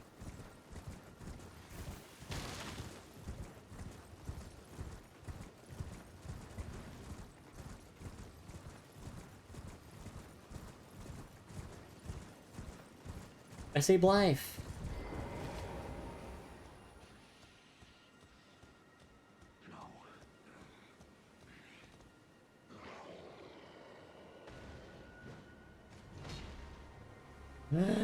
Yeah, fuck you, Two Fingers. Yeah, they made him go mad. Alright then, one final fight, mate.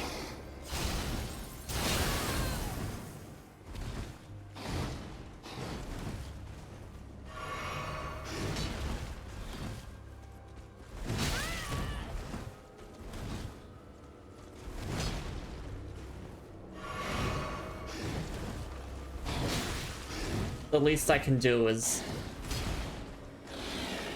make it so that he isn't left in this maddened state for the rest of his being.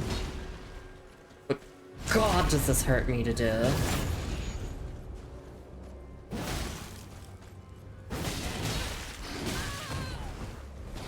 I think I cut off his dialogue because I got too close to him, but yeah, he was saying, like, he's part of her very being.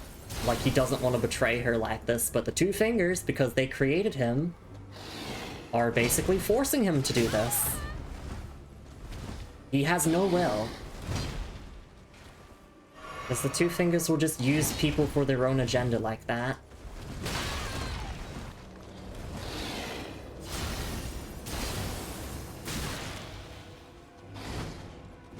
I got one big finger to point at the Two Fingers. Exactly. Fuck the Two Fingers. Fuck the Golden Order. Yeah, I'm revolutionary now. That kind of always happens when I play a FromSoft game. I always end up becoming even more radicalized. Well, in Dark Souls 1, not so much, but Dark Souls 2 and 3, absolutely. Well, I mean, I did ascend the throne in Dark Souls 2, so actually, no, that's not true.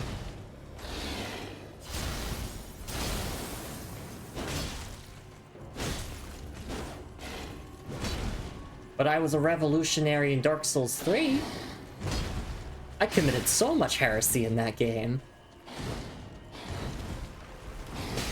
Because I was fed the fuck up with Gwyn's World of Light. And I'm really fed the fuck up with the Two Fingers and their bullshit at this point. I'm just trying to get backstabs on Blythe here. That's it. He has so much poise that it's like really hard to interrupt him.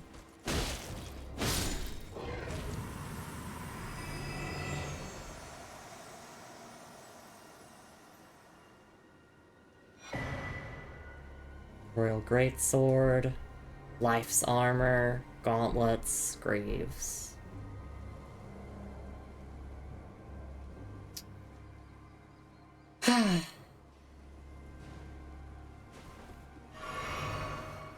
Sadness ahead.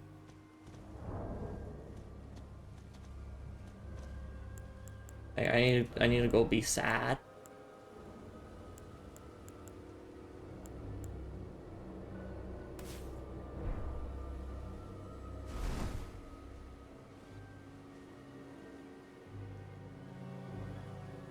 I hate you, Two Fingers. You know, maybe we will go with Ronnie's ending. Just for that alone.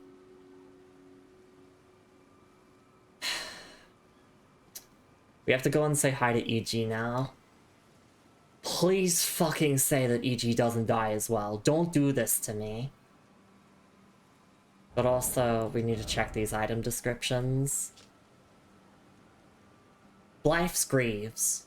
Well-worn black greaves of the man-wolf Blythe. Blythe, who served as Ronnie's shadow, was a loyal ally who would defy destiny itself if it would have him turn upon his lady. Same description there. Well-worn black armor of the man-wolf Blythe. The pelt serves as a cape, protecting from cold. Blythe was the blade of Ronnie, but the cold bothered him anyway. And Royal Greatsword. Greatsword decorated in Royal Carrion style, favored weapon of Blythe the Half-Wolf. In defiance of the fate he was born to, Blythe swore to serve no master but Ronnie. As proof, the sword was imbued with a cold magic at the moment the oath was sworn. And the unique skill is Wolf's Assault. Infuse the greatsword with frost, then perform a forward somersault to plunge it into the ground. Then pull it out to release a cold blast. So that's the move he was using during the fight. It does need 22 intelligence, so sadly I cannot use it, but part of me kind of actually wants to wear this armor set in his honor. It's kind of fucked up, but I definitely don't want to wear the Golden Order armor anymore.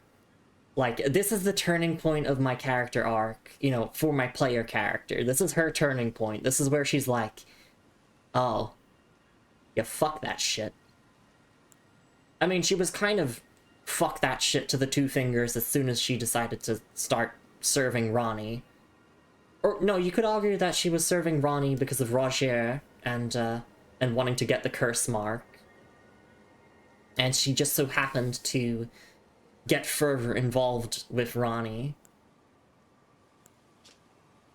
Because fate acts in strange ways.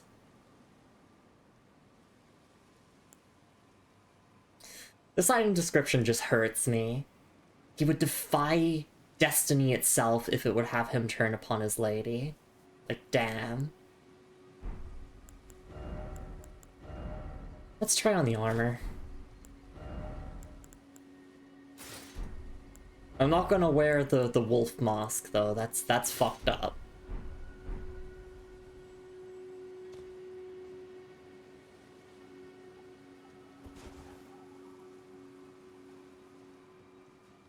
I do quite like this. But it also hurts. Alternatively, what could I wear?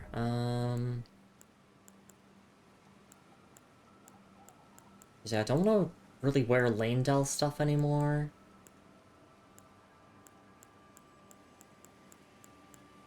I don't really want to dress up as like a Godskin Apostle or anything.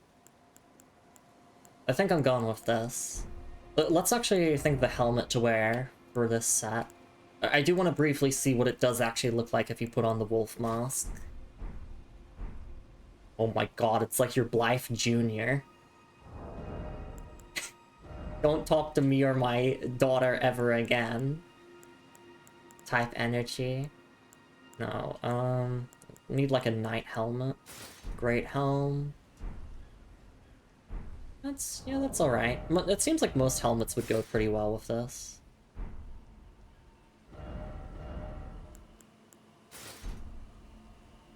Okay, maybe not this helmet. As long as it has like a chainmail coif, like basically something protecting the neck, and I think it looks pretty good. Yeah, I feel like the Great Helm would be the go-to. Or the Carrion Knight Helm. But yeah, no helmet. Remember this day, Lumi. Remember how it made you feel.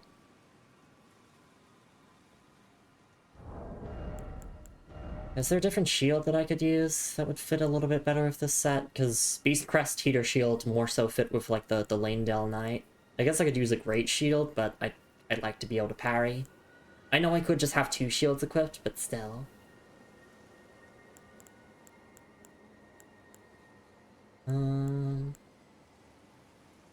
We could go back to the blue-white wooden shield because this is like symbolic of... Yeah, represent the stars of the night sky pretending fate. I do like heater shields though. I'm quite a big fan. I could just use the regular Oss heater shield since it has like no affiliation to it in terms of like faction. Because I feel like a great shield would probably fit the most with this type of like big bulky armor, but let's go with the blue-white wooden shield. If I put it on my back, then yeah, I like that. In fact, the holes in the mouth cover are so that you can see the floor. Blue shield is bad. Is it covered with fabric or rawhide? Would alone offer little protection? Yeah. In Souls games, they typically balance it so that wooden shields have a little bit more magic damage negation, I think, than other shields. I could be wrong on that, though. I am wrong on that. But yeah, you can see it doesn't fully block physical damage. In fact, it doesn't fully block any damage type.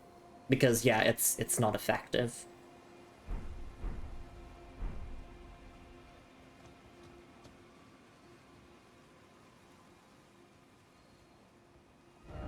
Let's go say hi to Iggy. Please, Iggy, be okay. I'm gonna fucking lose it if Iggy is not okay. And of course you give me the Blythe loading screen. This game is out to make me depressed. Wait, where's Iggy? Am I blind? Isn't he... Oh, he's there. Oh, there you are. Good of you to drop by. Have you heard? Lady Rani has departed on her journey along the dark path of Imperium, from Rena's Rise, as she calls it. It would not have been possible without you. As Lady Rani's war counselor, and moreover, her childhood warden, I express my deepest gratitude. You, and only you, were Lady Rani's true champion. Life's death. Unthinkable. How could Blythe? How did he break free from his cell? No. More importantly, Blythe became a curse that plagued Lady Rani. Yet even in madness, gave himself to her. I've made a grave misjudgment. And I thought myself a capable war counselor. I'll catch up with you soon enough, Blythe. When I do, I only hope you'll accept my apology.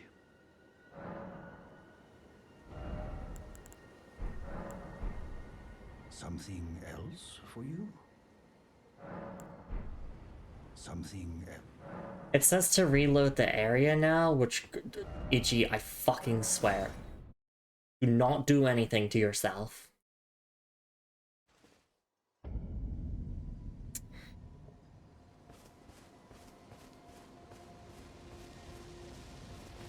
Welcome to From Software Games. No happiness allowed. Sadness ahead. Hero ahead.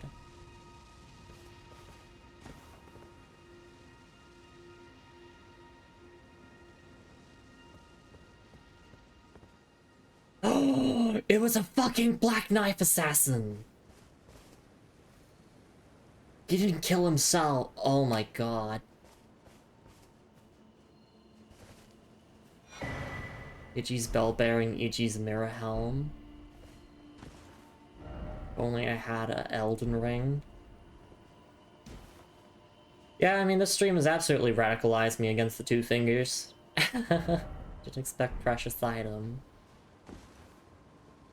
Yeah, it seems like a bunch of Black Knife assassins actually came after him.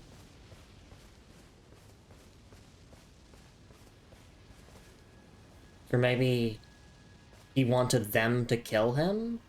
Who knows? But yeah, the environmental storytelling does suggest that there was a fight here.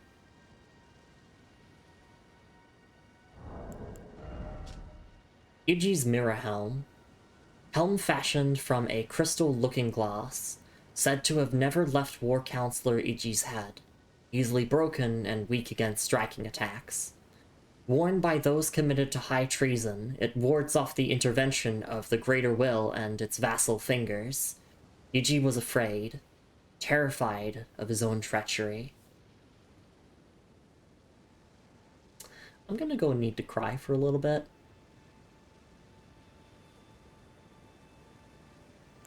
Ichi's bell bearing. Ichi the smithing master's bell bearing, found upon his perished flesh, offered to the twin maiden husks at the round table hold to gain access to new items.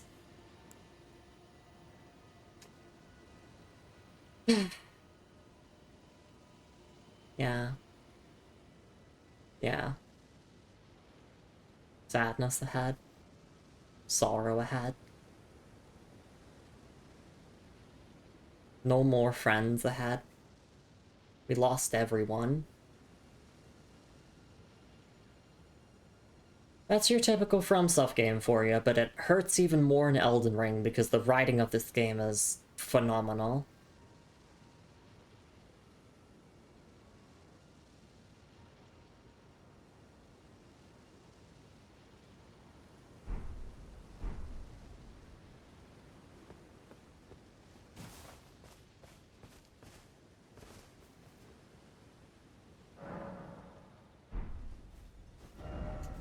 Well,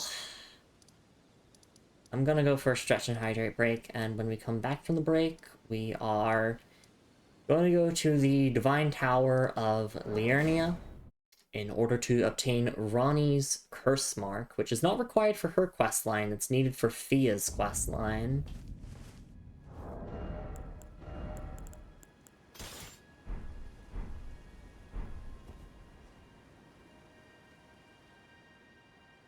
God damn, I'm depressed.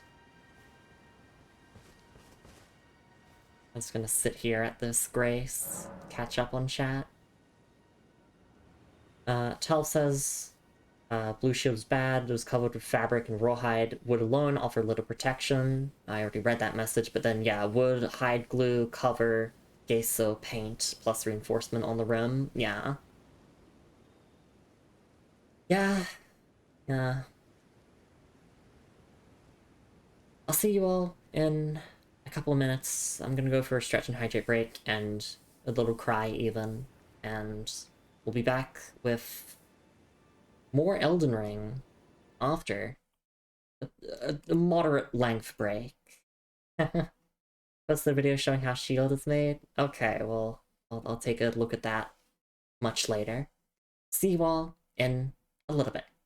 Take care, everyone. Thank you for the patties, Tells.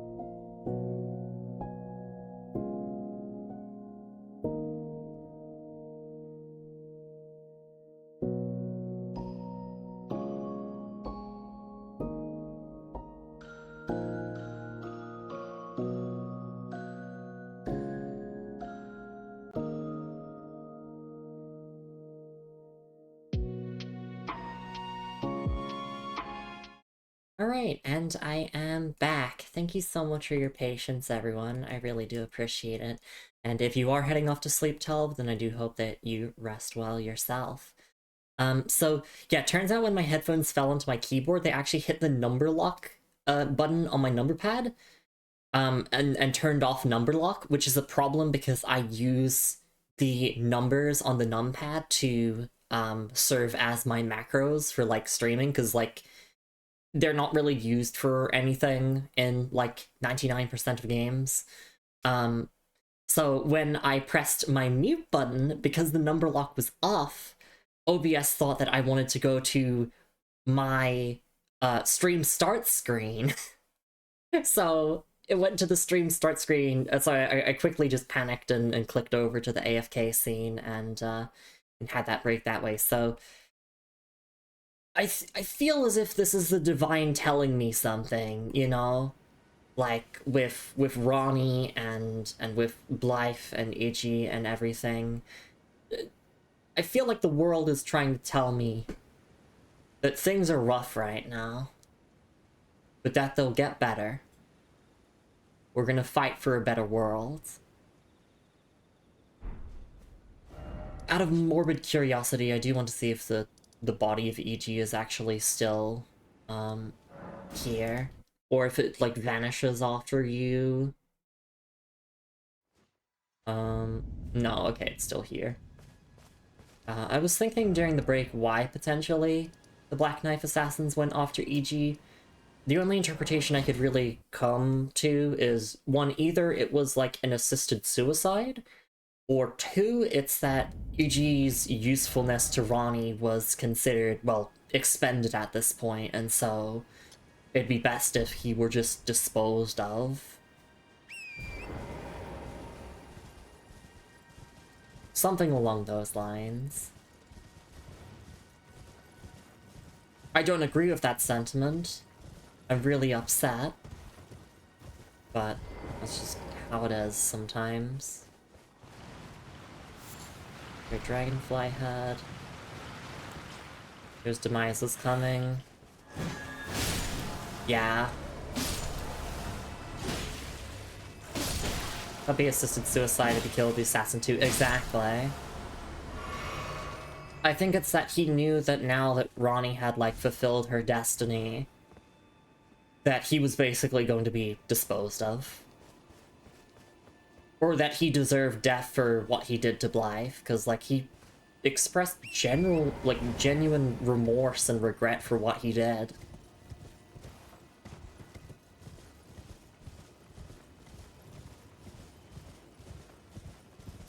It's fucked up. That's all I can say. It is fucked up. Alright, so yes, we are going up this Divine Tower of Liurnia. The reason why we didn't do it before is because, well, you can technically explore it early, but you can't fully access it until you get the Hourglass from Ronnie. No jumping off ahead? Okay, well then how do we get down there? Did we go from Jarburg?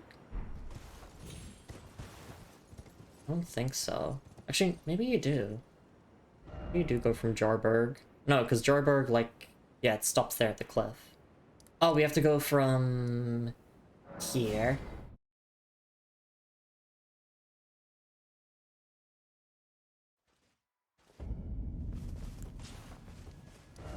I ain't falling for that Golden Order propaganda bullshit anymore.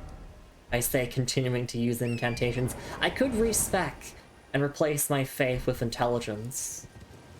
Replace all my faith points with intelligence points.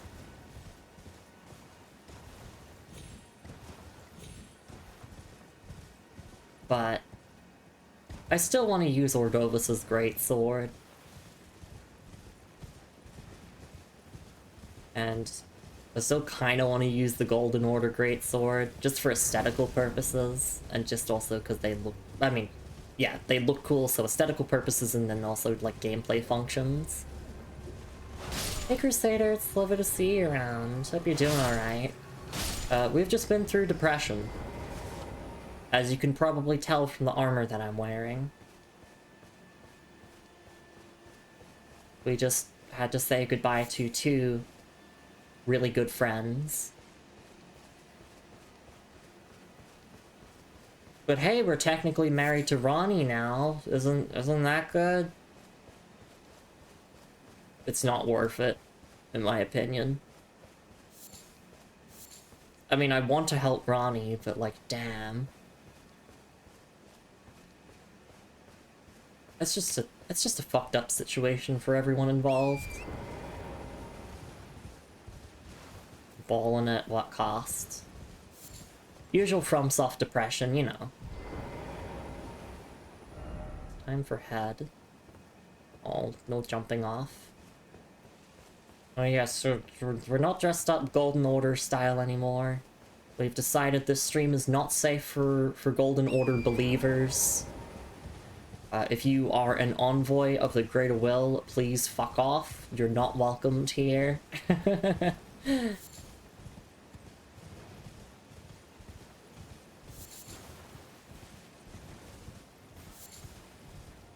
Golden Order troopers do not interact. I'm being silly, of course. I never really liked the Golden Order that much to begin with, but I am still doing every single quest line. So we're gonna continue Corrin's quest line and everything. Likely bug.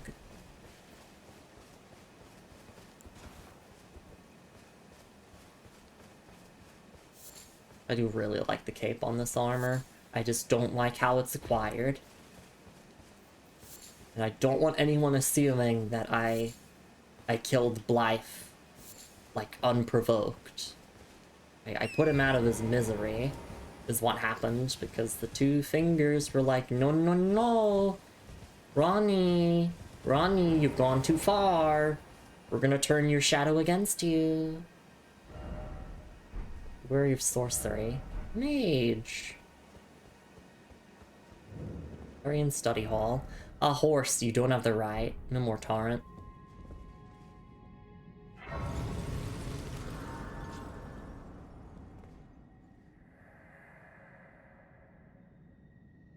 O celestial globe, transmit to posterity the wisdom of the moon and stars, and obscure forever the transgressions of the princess. Okay, I gotta read that again, because it went, like, pretty quickly. O celestial globe, transmit to posterity the wisdom of the moon and stars, and obscure forever the transgressions of the princess. Alright.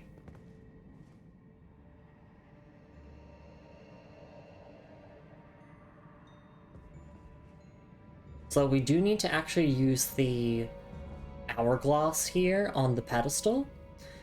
But it was, like, said and recommended that you actually explore the area before doing that. So I'm gonna explore this area as much as I can, and then we'll come back here and use the hourglass on the pedestal.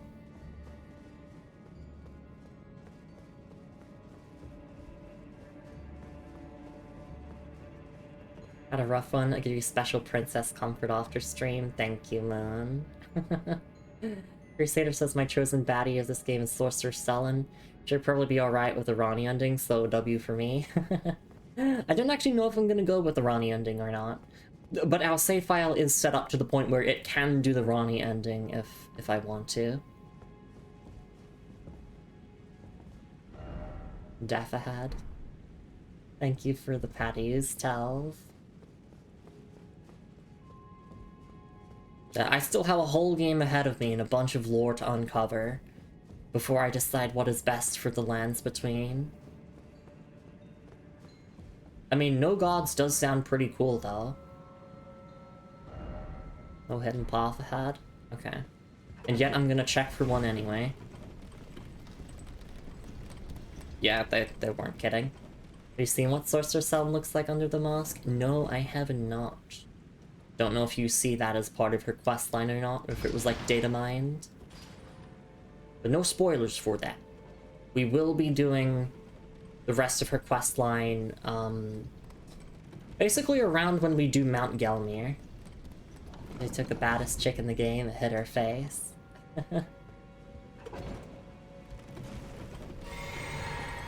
This is the case for a lot of FromSoft NPCs. Hang on. Down required ahead. And then behold! Item!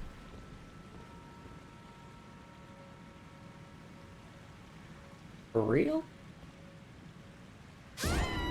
For fuck's sake, of course I fell for it. That's funny.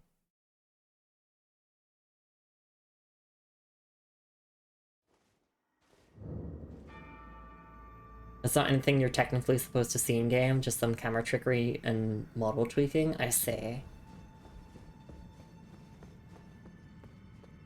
So I have like a duck figure, it's called a Tubbs. I have a Tubbs figure of Oscar of Astora from Dark Souls 1. The funniest thing is that, like, the only reason we know his name is Oscar is because of data mining. So it just it kind of felt similar to me, where it's like, people are like, oh, Selen is so hot, and it's like... The only way we really know what she looks like is just because of, like, data mining slash camera stuff. So I'll drop in the Discord. Alright. Thank you for doing so.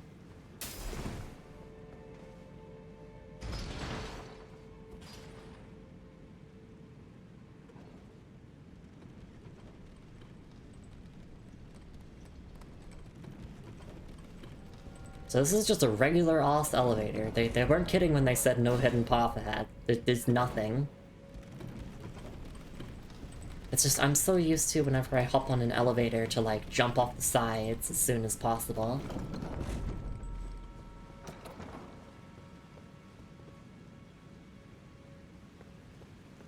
Yeah, so we are gonna explore this place without using the hourglass first, and then we'll use the hourglass once we hit a dead end.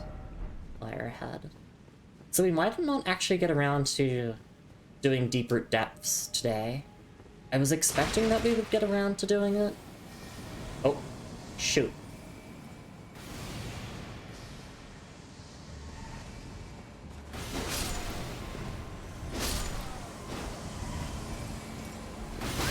Preceptor Miriam.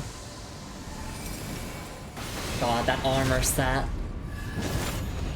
The only preceptor I could think of is Selvus.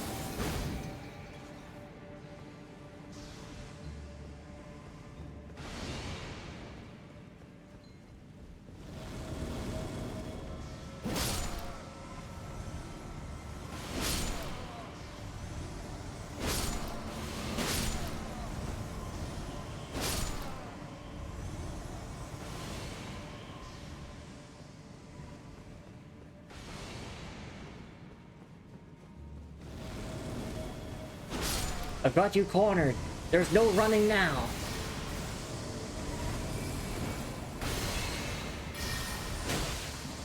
Unless you're gonna teleport again. Of course you are. Kind of reminds me of like the crystal sage that's in the library in Dark Souls 3 that runs away from you. I'm gonna pick up this item. Carrying glintstone stuff, we appreciate it. Yeah, gotta go deal with Preceptor. Where did they go?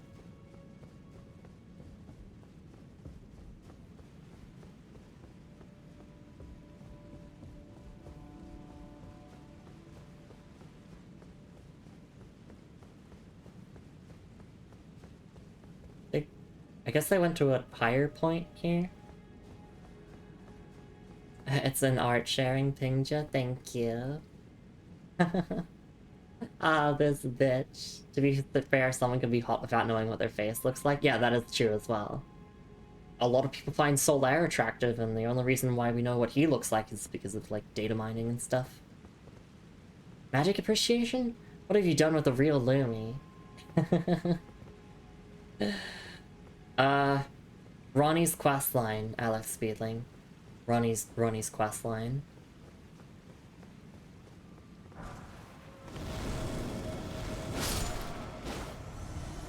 You can tell from my armor that I've been through some shit. Wasn't able to write for a bit, and Yeah. So Blythe is gone. E.G. was assassinated. But we are technically Ronnie's spouse now, and we do have access to her ending for the game. But basically, we've finished her questline for the time being. Same thing for Blythe outfit.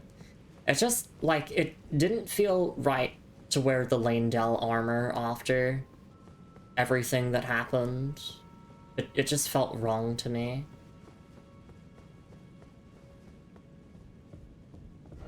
You worry of down. Okay.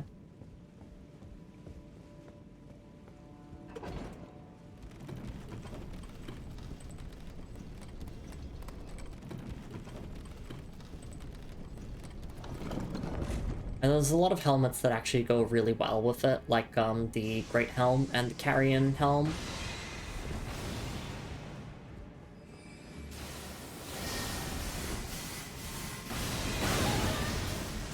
A part of me is actually thinking about like potentially respecking from Faith being like my secondary method of attacking to intelligence. But I've never been one for respecking, so I say this, but I'm not actually gonna do it. I'm still gonna commit to the current build. There we go. The Preceptor is gone. Magic Downpour.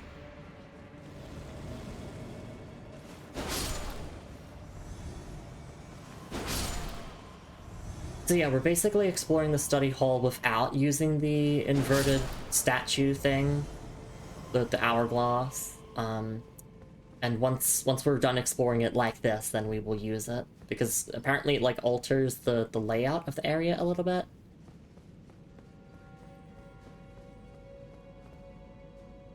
The Dark Moon Great Sword wants full commitment to int, so I wouldn't respec for that. Okay. Well, an idea for one of my future playthroughs of this game off stream was to do, like, a Carrion Knight cosplay type playthrough, so I'll save it for that playthrough then. Where my main two offensive stats will just be strength and intelligence. Light?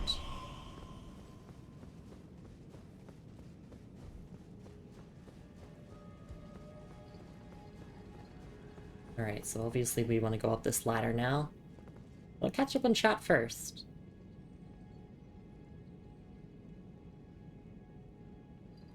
Moon says, I found you hot long before I knew what your face looks like. You have fantasies of faceless people. Someone can be hot in a mask if they're bad enough. Exactly. Lumi's been whipped by the blue dollar sea.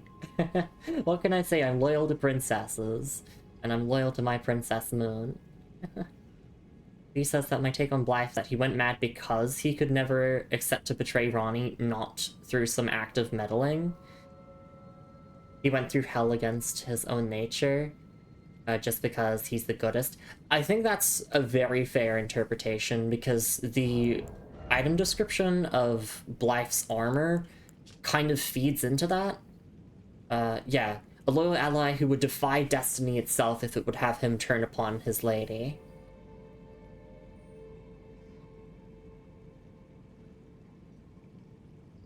So yeah, he did, like, go mad, but not really because of the Two Fingers control, just because, like, he was fighting against what the Two Fingers wanted him to do.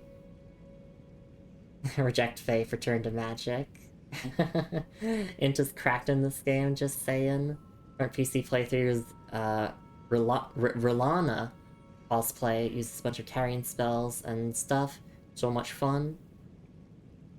Have to, yeah, save that type of playthrough for a future playthrough for myself. Anyway, since we actually stopped here for a moment, let's take a look at these two item descriptions, which we're not able to use either of these because they're sorceries, but we're still going to read the lore description anyway. Magic Downpour. One of the sorceries of the Carrion royal family. Summons a mass of magic that fires projectiles over a wide area. This sorcery can be cast while in motion, and charging extends duration. Said to have been taught by the Crystallians to mark the swearing of the Old Concord. And then carrying glintstone staff. Staff embedded with a blue glintstone, one of the two types of carrion staff, given to sorcerers that they might enact the role of knight. Enhances carrion sword sorceries. So yeah, I feel like this would be a go-to for like a carrion knight cosplay run, specifically just because of like the lore description alone, if you really want to be like lore focused. And carrying sword sorcery is like also really cool as well, so. Let's go C scaling and int at base. Pretty low requirements, it looks like, for the most part. Yeah, it's cool. Oh, and also this needs 15 intelligence.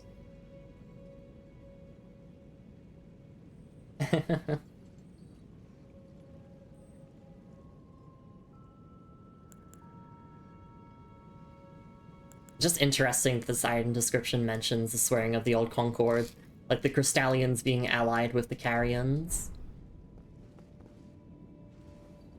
Which I never really thought about it that way, but yeah, I guess they are kind of allies. Kind of, potentially, maybe? Oh, stealth. Let there be jump attack.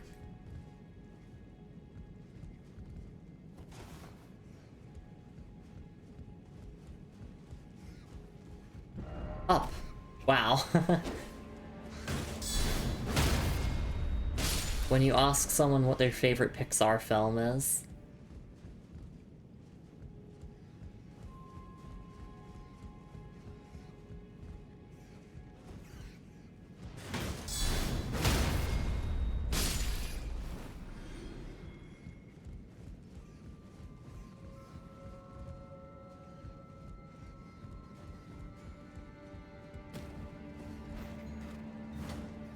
I do kind of wish the scabbard of the great swords wasn't like on the back of your character, because it is a little bit annoying that it's kind of in the way of the cape here.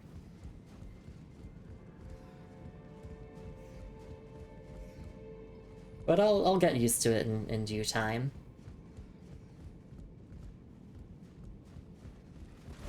Oh, oops, I did not mean to roll there, that was a misinput. Safest way to dispatch these is, yeah, just go for that guard counter.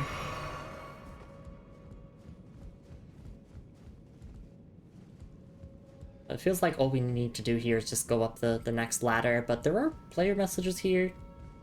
You're probably just gonna say nonsense on them, but... Firehead, yeah, and... The other one will be like... dung head or something. Dung, comma, head. Oh, stuff, let there be jump attack. Oh wait, no, that's the ladder we came up from. You can drop down onto these here, but for what purpose? Because I don't see any items, so I don't think it's actually worth dropping onto the chandeliers.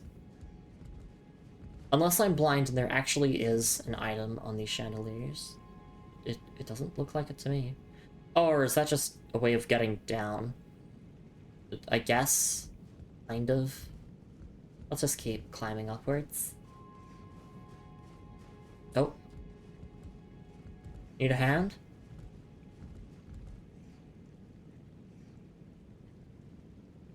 No, they're fine.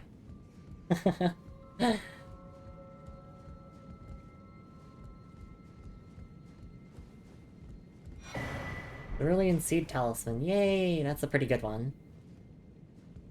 Would recommend jumping on chandeliers. Yeah.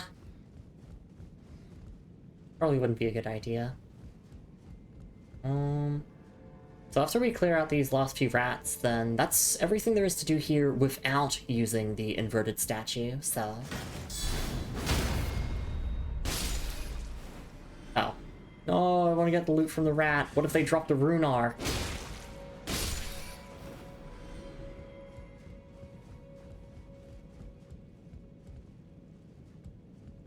Yet.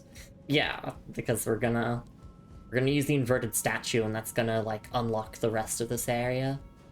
It's just, yeah, it was recommended to, like, if you haven't explored it without using the statue yet, then you should do so. Alright, well, I think we're done there, so let's go back to the entrance now.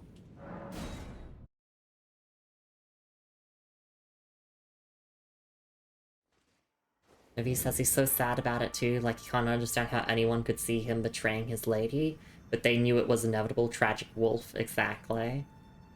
And, yeah, like his dialogue when you are at a distance from him before he, like, sees you and starts attacking is like, yeah, he's like, how could I betray Ronnie? Like, I'm a part of her and all that. So yeah, he's absolutely, like, he resisted the two fingers. So he went out on his own terms, and that is a little bit of comfort at the very least. Lynn says, late on this because I'm doing stuff in the background, but good girl, you were very good at being loyal to your princess. Thank you. Crusader says, one of the DLC carrying sword sorceries you'd find is one that a boss has. It's slow. It's like a dump truck full of cement. Ooh, very exciting. Moon says, wish my dumpy was full of semen. That's enough of my thoughts for the rest of the stream. Thank you, Moon. That still puts a smile on my face, though. If he says, I talk about the bestest EG, but that involved too much for Twitch messages. And what about swinging on the chandeliers? I don't really feel like doing that right now. I'm in my depression arc. Alright.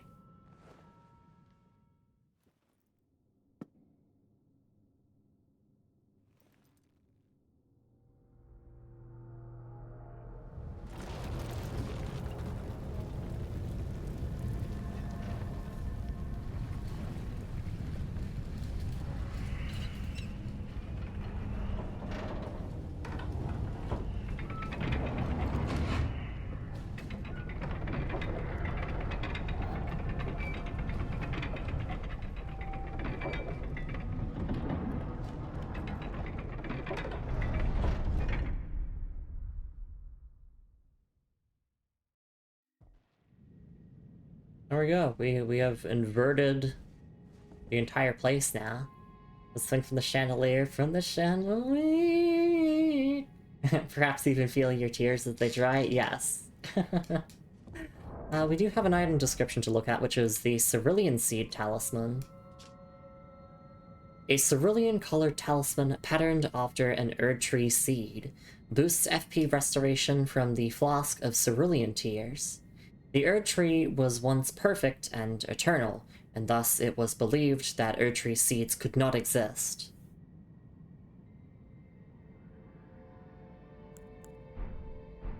Alright. So if we head over here now... Stuff ahead. Oh god, yeah, we're in Australia now. G'day, mate.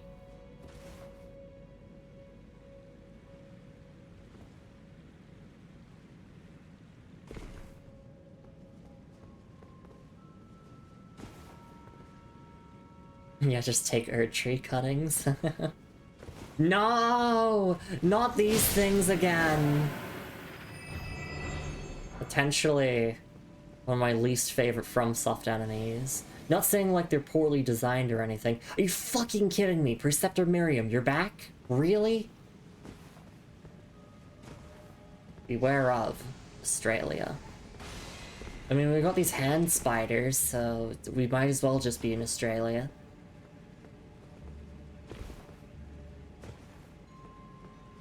Really? I had to see my precious friends die? And now I get sent to Australia? Surely, Elden Ring is suffering.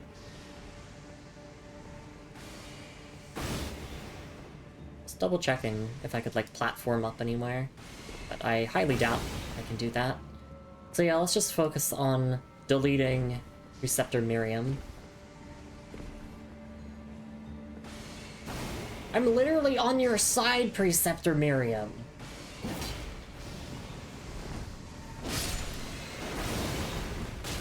Oh my god, no!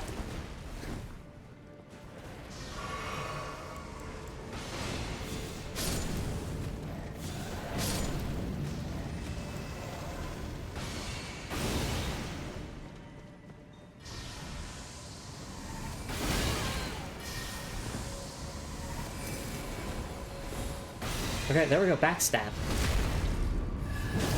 Oh no, there's soldiers and everything here. Ugh.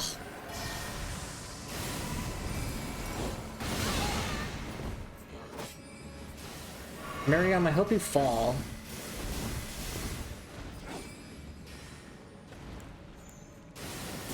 I hope the Black Knife Assassins come after you next. I'm back to my magic hating arc. I don't actually hate magic, it's just, it's a bit.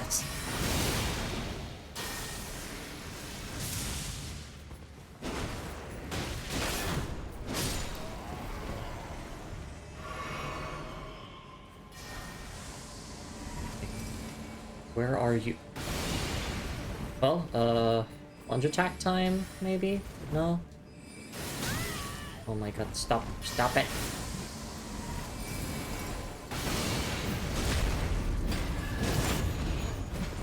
I'm gonna go back to my shield so I can just, like, do a guard counter or something. Are you fucking kidding me? Pure comedy. Pure comedy. Only Australians to find a new super toxic spider, name it the Newcastle Big Boy. Exactly. Psychological horror game. It's like, it's the spooky season, so yeah, this is a horror game. There's no side, either this Preceptor Miriam or anything with fingers. Good eye, mate. Welcome to the tower. Ever been to the land down under? Miriam might have fingers too, but he's very sad about it. Exactly. Hey Looney, it's lovely to see you around. Yes, we did. We did finish Ronnie's questline. We have seen the conclusion of Blythe's story and Iggy's story as well, and I am very depressed. I cannot guard, counter, fall damage. Exactly.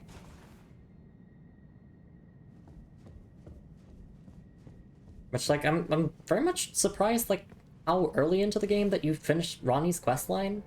I don't actually know how early I am into the game at this point at all.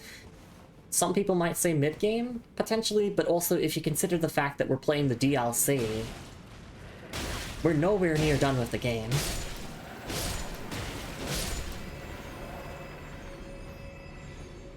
Which, by the way, just to recap, in case you're wondering when I'm playing the DLC, before the final boss of the base game. Because I want to hit credits after we've done the DLC. So it's going to be this weird situation where new chatters might think that I finished the base game and then went to the DLC.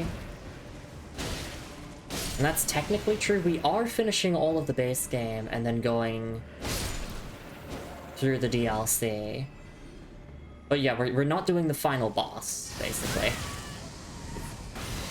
You know, like, I want to hit credits on the game when we're done with the game. Oh, please fall. Please just fall. Just fucking fall.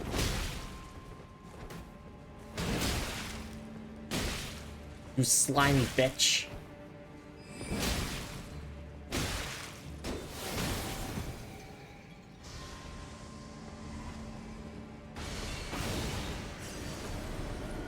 I have nothing nice to say about sorcerers. You know, never known a good sorcerer.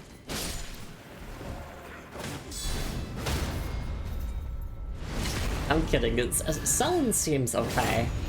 Potentially. We are doing her questline once we get to Mount Gelmir.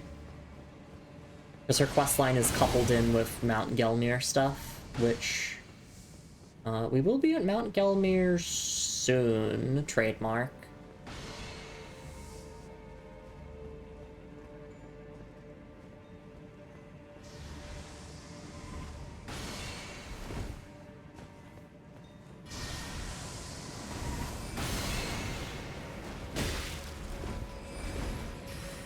Just die! It's one more hit. Fuck you. I was about to say Celavus. Probably because that armor. Acidity. Okay.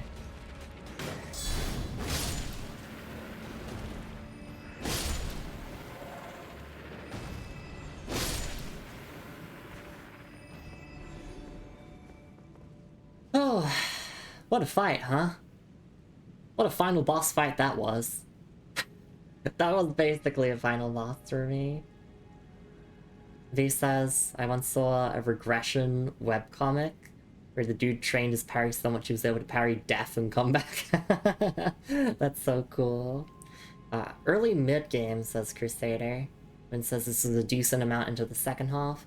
Where is you as far as the main quest line? Radahn was the last demigod we defeated.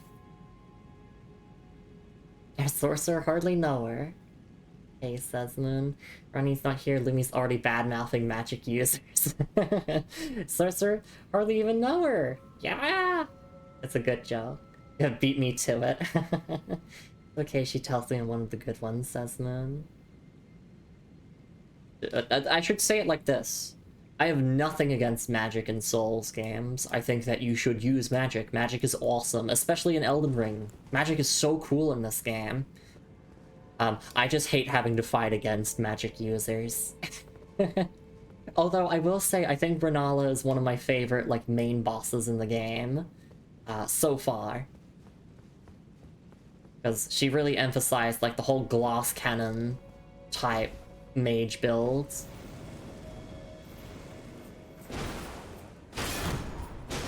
Hey Melissa, thank you for the self-care redeem.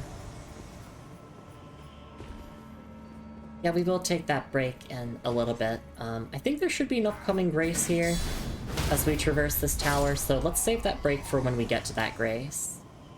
You would hate fighting against my build. I'm not much of a PvP person, so I can imagine. And I should say, it's entirely a skill issue, right? Like, I don't like fighting against magic that much, but that's because it's a skill issue. And not because I think it's, like, poorly designed or anything. But typically when I don't like something in a FromSoft game, it is just a skill issue. And I acknowledge it.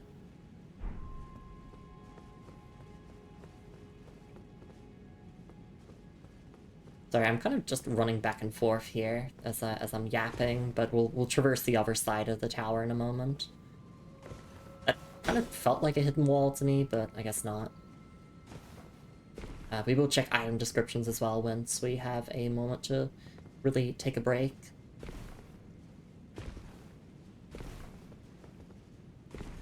But I'm glad that I explored this place before inverting it, because that's really cool.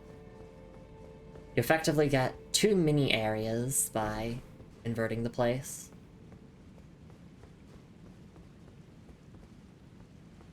Did we go across this way? Or didn't we come from this way? Sorry, I'm just like, I'm caught up in the chatter of chat, so... you know, I try my best to multitask, of course, but sometimes I can only either focus on commentary, navigation, or talking to chat. One of those 3. Mask of Confidence. Okay.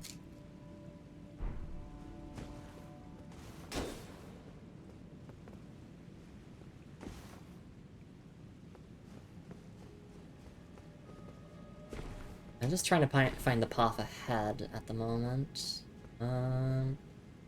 It's not this way, is it? No. Is it? Oh, wait. No, but didn't we go along that way? Oh, wait, we go in the chandeliers. Oh, I'm silly. I am silly.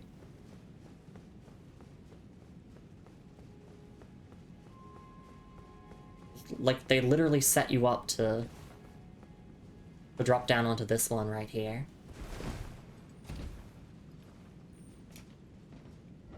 Be wary of something. Okay.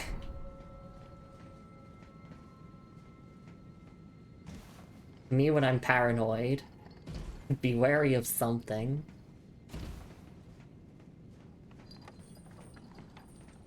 Ooh, yeah, I don't like those sounds. I guess we just go on the rafters now? Oh yeah, because we're doing the rafters in reverse. Which mean, wait, would the rats still be here? No. No, they probably wouldn't. At least I would hope they wouldn't be here.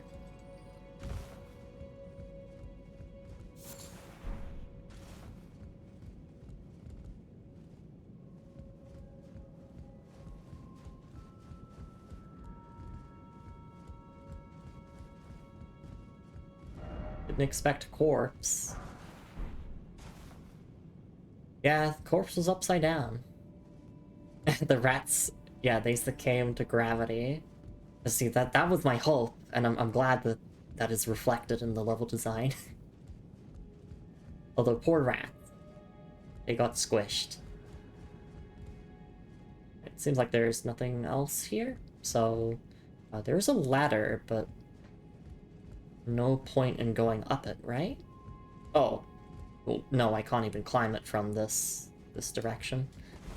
We go here, and this will take us up, I presume. But also, no drop down there. Oh wait, or is this gonna take us down? Yeah, it's gonna... well, technically it's taking us up, but in reverse. So we're going down. Physics. I'm so smart. I have 9 intelligence on my character. Let's go an up, down.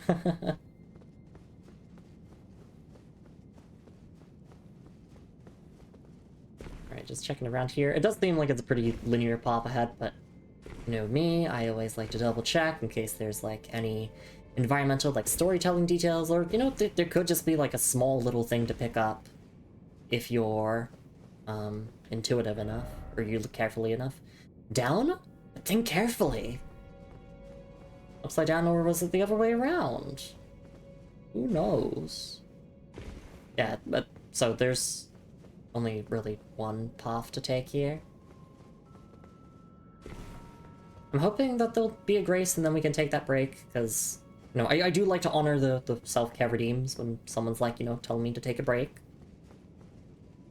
So, let's head up here.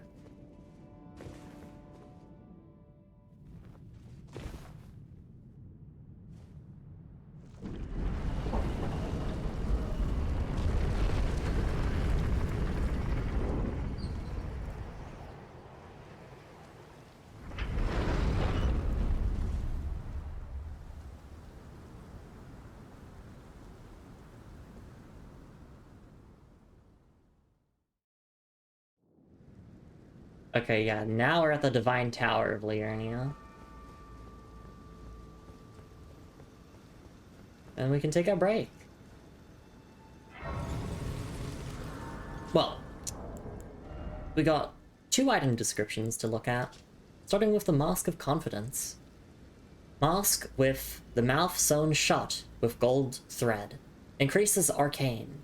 When Radagon married Renala, he ordered the Carrion magic preceptors to don these masks, to make it clear that all of their matters were to be kept strictly private. Ah, okay, Radagon. Interesting. Interesting indeed.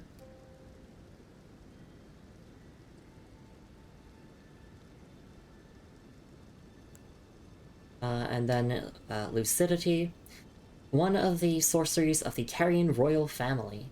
Alleviates buildup of sleep and madness. This sorcery can be cast while in motion. The Carrion Knights never waver. Just double checking the stat requirements on the Royal Greatsword. Yeah, 22 int, like, and then scaling is like, ugh. I would like to use it, but not this playthrough. Not this playthrough. Because I already have my weapons that I intend to use already planned out. We're using the Ordovis's Greatsword when we get that, and we're using the Nagakiba, which we do actually currently have. It's just, it's stuck at plus 11 at the moment.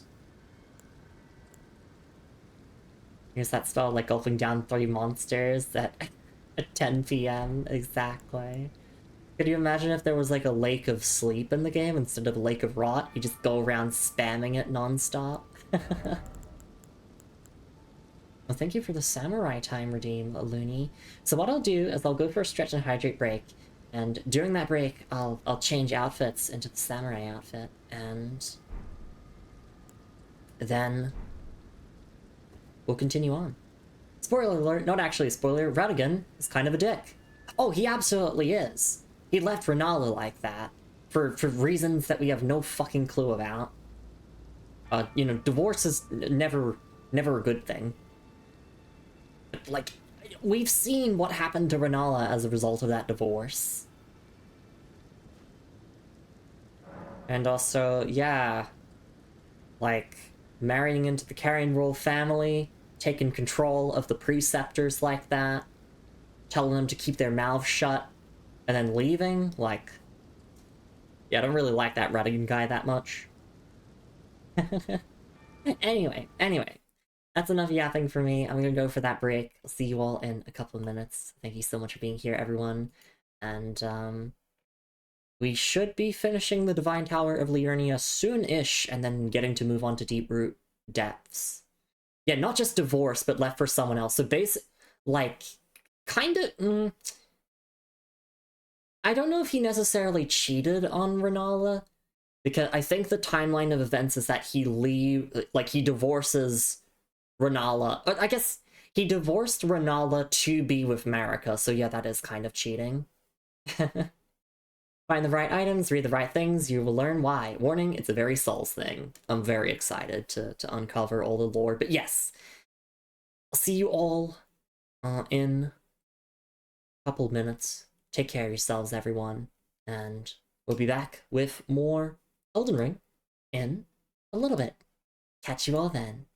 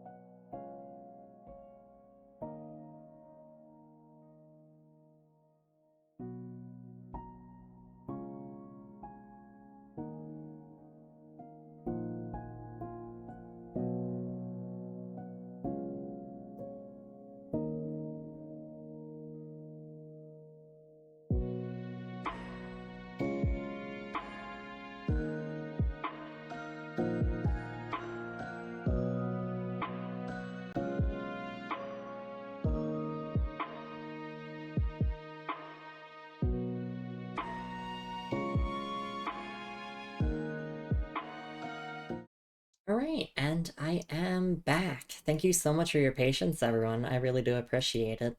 What a wild stream this has been. This has been one of the most wild streams we've had of Elden Ring in a while. Specifically just because of, like, plot events and everything. Oh wait, I forgot to swap into the samurai outfit. Hang on, give me a second. I was enjoying my break so much that I forgot to swap outfits. Hang on, that just takes like a couple of clicks here and there. press the macro, bam, there you go. Samurai time, baby. Oh yeah. Hey, Neo 3's coming out next year. I'm probably gonna play that. I haven't played the previous Neo games, but I'll play Neo 3. Ooh, okay. I'll go with the word ring. So, starting... let's just say when the clock ticks over to the next hour. So it's about to hit 3 p.m. for me in my time zone. When it hits 3 p.m. in my time zone, which is in a minute, that's when that will go into effect. And that way it's a lot easier to keep track of, like, the 5-minute timer. So yes, I will not say that word for the next 5 minutes as soon as the minute ticks over. So pretty much as soon as we stand up from this grace. Boy, am I glad that I used the Elden Ring specific terminology, not Dark Souls terminology. My favorite game, Elden Talisman. Because they're called talismans now. We had to give the Dark Moon Talisman to Ronnie. Elden Hollow Disc. What do you plan to put on my finger? I am gonna give you the Talisman of Favor and Protection. Elden Finger Adornment. Elden Jewelry. I'm going to give you some jewelry for your finger. A metal band. Right, it is Divine Tower of Liurnia time, and I do actually see quite a bit of bloodstains. Why is it always bloodstain? Can I use Torrent here? I can. Does that really matter? Not really. Elden the Thing, Sonic Gates.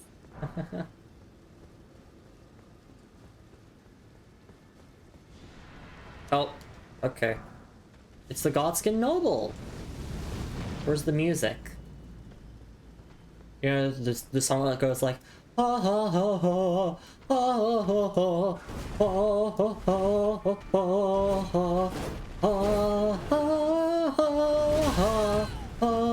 ha ha ha. Where's that song? Just gonna fight in the rain like this? No.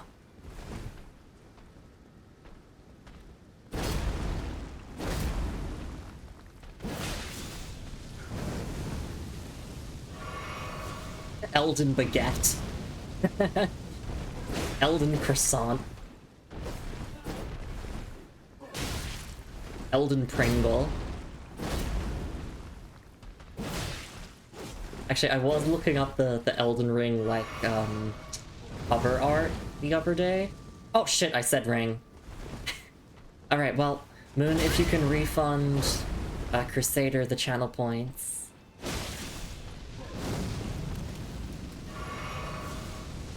That would be appreciated. Otherwise, I'll get to it after stream. I naturally I fricked up. But yeah, back to the story. So I was looking up the Elden Ring cover, like, art. And one of the results I saw, someone edited, like, the Elden Ring itself to look like a pretzel. I'm like, yeah, I can kind of see it. Oh, phase 2.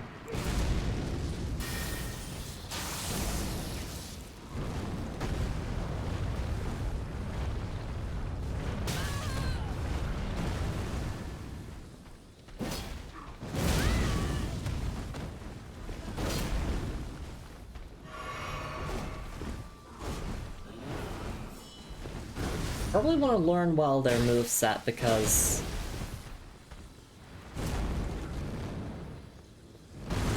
we're gonna be fighting a lot more of these in the future.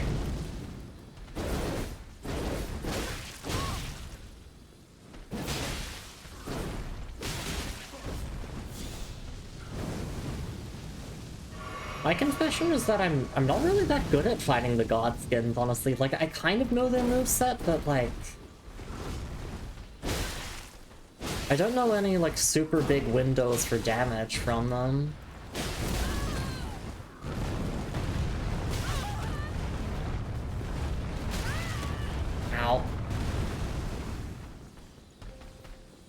I know that if you run away, yeah, you get trapped, frame trapped by Black Flame Blade, or just Black Flame.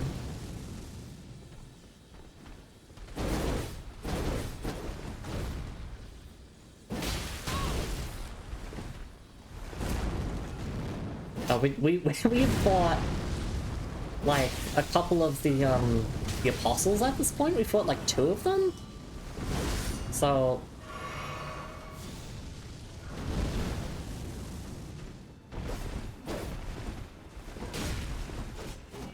maybe I should just block. Maybe that's an idea. What if I just held block? Oh. Doesn't matter. Godskin Noble Hood. Noble Robe. Godskin Noble Bracelets. Godskin Noble Trousers. Well, I did it. Let's look at the item description, I guess. Godskin Noble Trousers.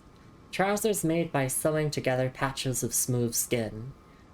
Subcutaneous.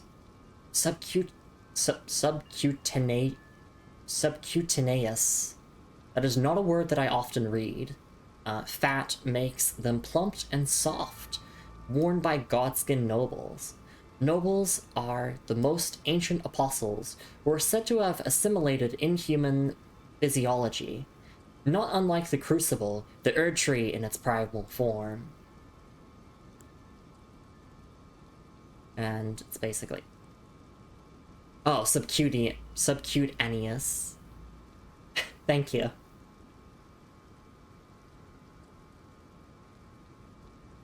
Okay. So yeah, they're just ancient like apostles, as opposed to like, yeah, the tall and skinny ones, which are, you know, the apostles. Assimilated inhuman physiology. Okay.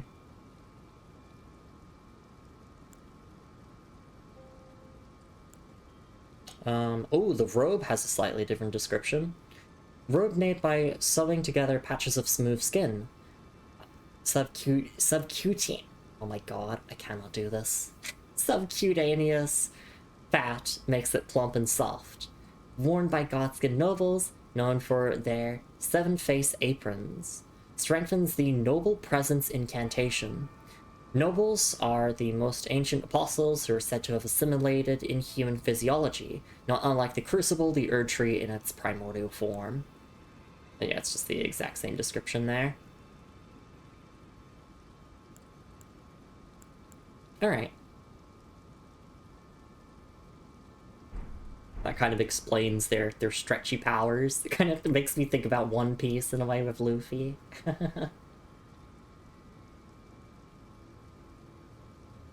A metal band. Someone says I like listening to them, so I'll take it. He says with the instruments and all, managers not included. Elden Chili Dogs, the Godskin music goes so hard. Is this a remix of the Dark Souls 1 character creation theme? I don't know. Little known fact, Elden just takes place in Cleveland, Ohio. Oh, I didn't know that, thank you. Release has done wonders for the region tourism. You cannot, in fact, just hold block. Oh goody shucks! I always want to cosplay a jolly Godskin. Alright, well... I guess that counted as a boss fight? Kind of? There was no boss health bar and there was no boss music. Maybe there's another one, right? That can't have been it, right? Not jolly. What do you mean you don't want to serve destined death?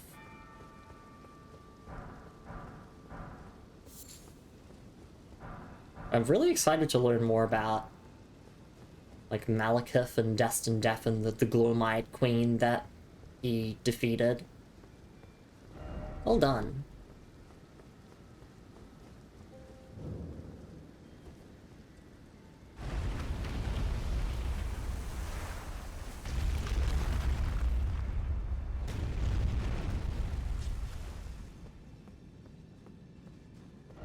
Praise the love.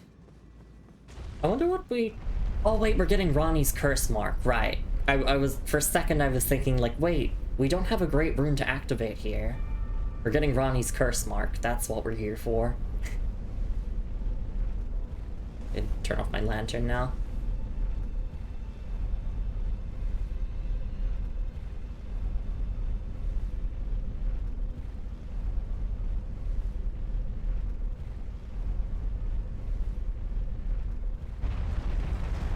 Alright, and we go here. There's a grace. Or maybe there'll be a bit more to explore. We'll see.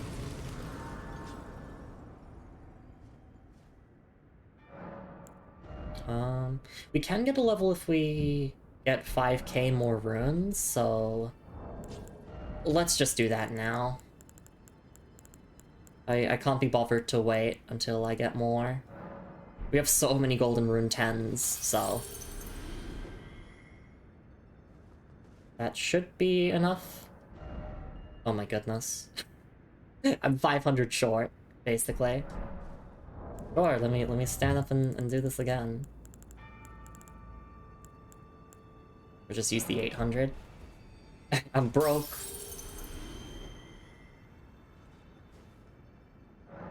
Alright, we are getting our strength to 45, and then we're gonna get endurance to 45.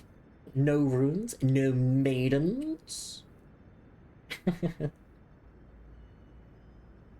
what do you mean? They're so happy they need multiple faces on their clothes for all their emotions. Yeah, they wear literal skin. I don't find myself feeling any emotions of jolliness in the company of a skin wearer. Exactly.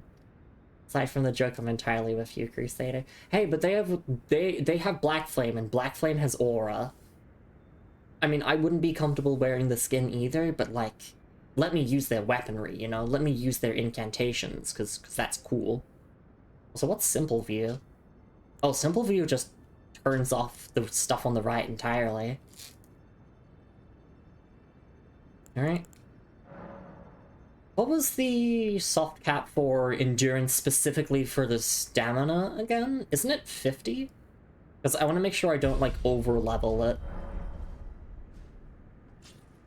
It's 50, okay. So because I have Radigan's Source Seal, I just have to level it to 45, and then that's done. Vigor's at 50, Strength is at 47. Black Flame is based, I must agree. Yeah.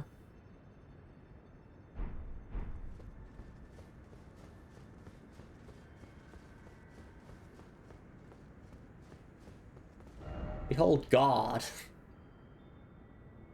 Thank you for pointing the way. Strong foe ahead. Oh! Get a boss fight? Lovable sword ahead? No. This would be Ronnie's original body, right?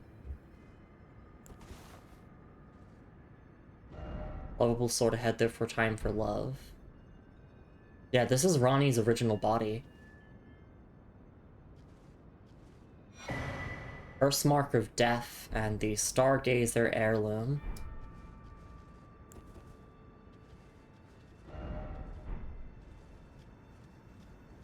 I was expecting to, like, have a boss fight up here, but that's okay.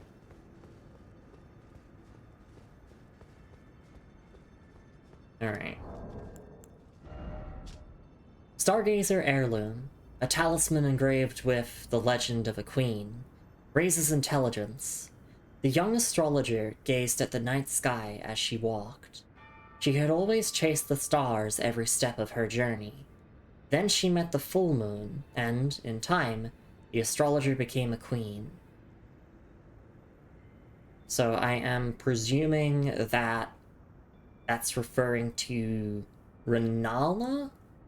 Or, like, the very, very first Carrion Queen. Because, yeah, we do know that, like, the astrologers came first, and then the sorcerers were after.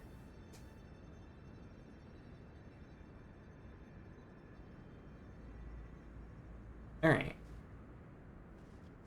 Well, if I ever need to boost my intelligence for whatever reason, then we need this. Alright. Sorry, just like internalizing the item description again, just thinking about it and like implications of the lore here.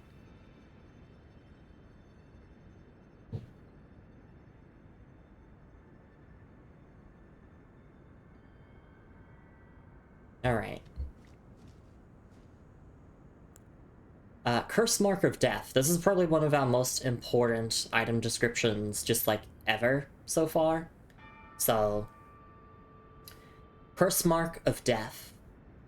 Curse mark carved into the discarded flesh of Rani the Witch, also known as the half-wheel wound of the centipede. This curse mark was carved the moment of death of this curse mark was carved at the moment of death of the first demigod, and should have taken the shape of a circle. However, 2 demigods perished at the same time, breaking the curse mark into 2 half-wheels. Rani was the first of the demigods whose flesh perished, while the Prince of Death perished in soul alone. So this was coordinated. Rani coordinated her own death with Godwin's, presumably to prevent the curse mark of death from being whole, and people being able to use it for its, like, the whatevers, their nefarious means.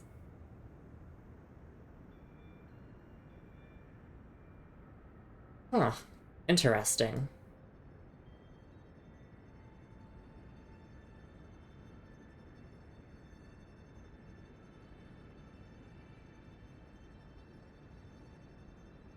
Interesting indeed.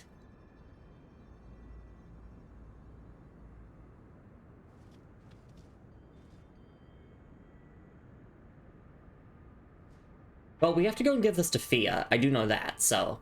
well... that'll be something. Because she got the first half. She took the half of... Have you not read anything about the Night of the Black Knives? No, I know all about it. That's when Godwin was assassinated by the Scions of the Eternal City, who imbued the stolen Rune of Death into their daggers. And Rani basically orchestrated it, so she killed Godwin and herself at the same time? But I do know quite a bit about the Night of the Black Knives, but I don't know the full picture, I don't think. There's still some stuff that's missing. Okay, never mind, just checking. Yeah, the Night of the Black Knives is even mentioned in the game's opening cutscene. Like, it is one of the first major events in the lore that you're told about. As, like, I think it happened before the Shattering, but it was definitely one of the fractures that led to all-out war, I believe. Crusader says for most skills, first soft cap is 60, past 80, it's not worth putting any more in. Beware hull, therefore try pickle. Mostly incorrect, says Moon. What I've seen on the Elden Ring wiki, at least. Either the wiki was wrong or misremembering, since 60 is the first soft cap only for sorcery and incantation scaling specifically. Yeah. And for that talisman, V interprets that is, it's Renala. Okay. I think that's what I saw. It's just been a hot second since I've been to Elden Wiki. Could just be brain dead, this is possible. And they could make a heist movie out of this. So true. Can't say anything else. There's a bit more to it, but I shall not say more. Yet even V with the book there, it's like, there's more to it.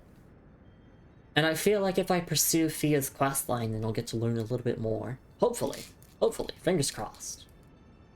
But yeah, these 2 important items, we actually just needed the Curse Mark of Death, but this talisman is really nice to have anyway.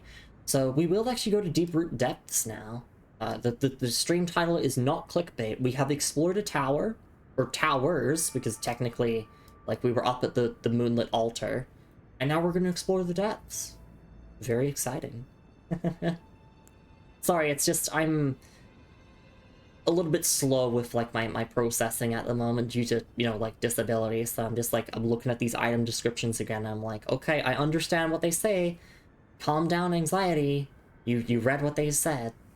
In Crusader, exercising restraint, careful, moisturized. In our lanes, blessed. Exactly. We don't have the full picture yet, but, like, this is what we know thus far.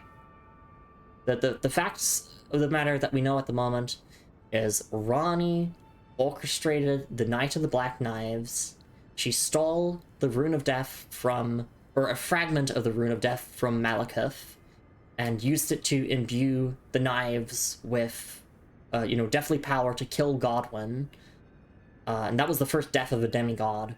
But also, yes, this is mentioning that, yes, Ranni did also die because she did burn her own flesh. I mean, her flesh is burnt here. She discarded her body, essentially, and rejected being an Empyrean under the control of the Two Fingers to, like, become a doll. It's pretty simple when you think all about it, but it's complex when I'm trying to explain it all, or at least my understanding of all of the events at the moment. There's a lot going on. There's just a lot going on. This item description is so much simpler. It's just, oh, Rennala saw the moon and she became a queen. Sure, I'll think about half of that, but I agree, I think.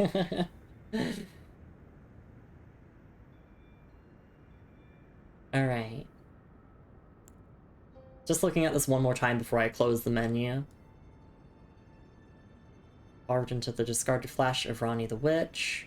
Also known as the half-wheel wound of the centipede. And Dee also talked about how he was pursuing the mark of the centipede, so...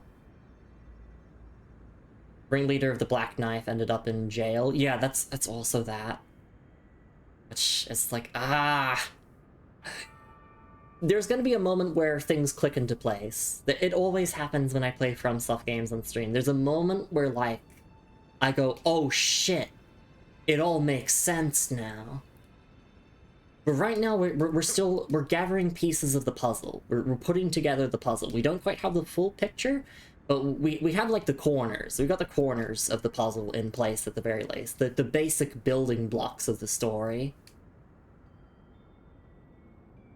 It's just, we have to keep playing to uncover the rest. And I'm sure the DLC is also going to expand on the lore massively and give us some more answers and some more questions to things as well. Alright.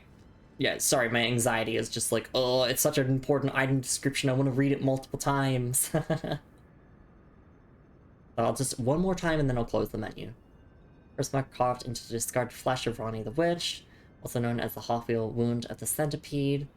First mark was carved at the moment of death of the first demigod, should have taken the shape of a circle. However, two demigods perished at the same time, breaking the curse mark into two half-wheels.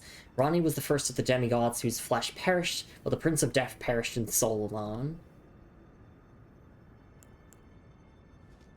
Interesting.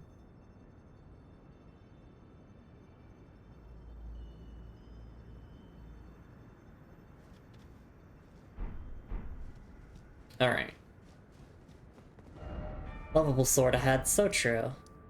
Deep root depths time, I guess. I do actually want to stop at the round table hold for a second. I'm curious if I can actually upgrade my Nagakiba.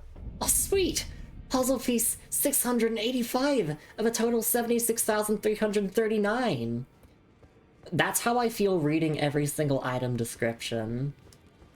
That's how I feel stopping to read every single item description. It's like I am slowly putting together a massive puzzle.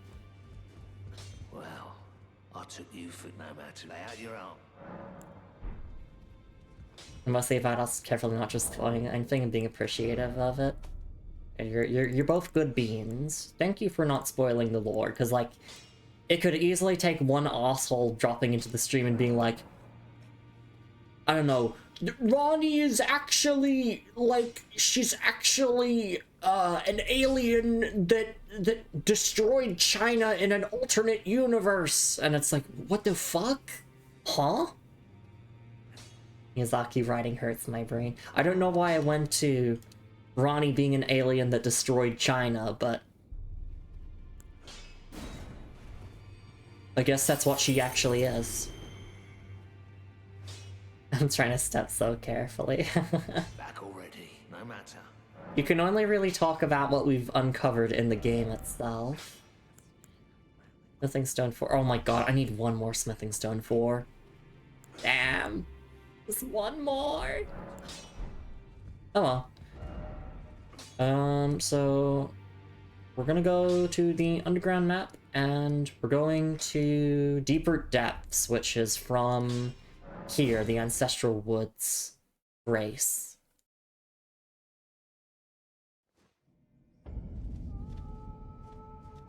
There's that lovely thing again, and we go north of here.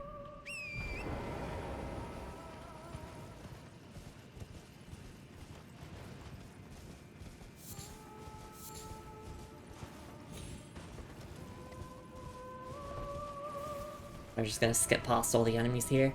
So there should be a section that just has a bunch of jellyfish. We just have to drop down from where they are, and that will take us to Deep Root Depths, which... There's some stuff to do with Fia and Dee's twin brother there.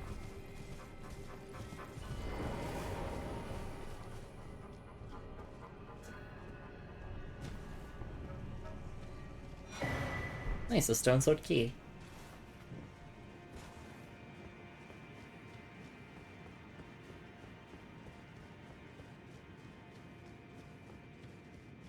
We do not hurt the jellyfish friends. We leave them be, unless they have to be taken out for whatever reason.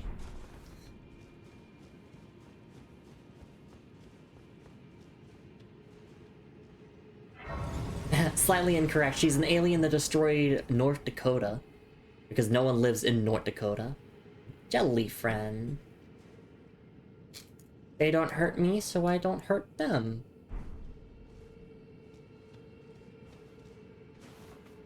Oops, I didn't mean to turn my lantern off. Necessary item ahead, I've been told.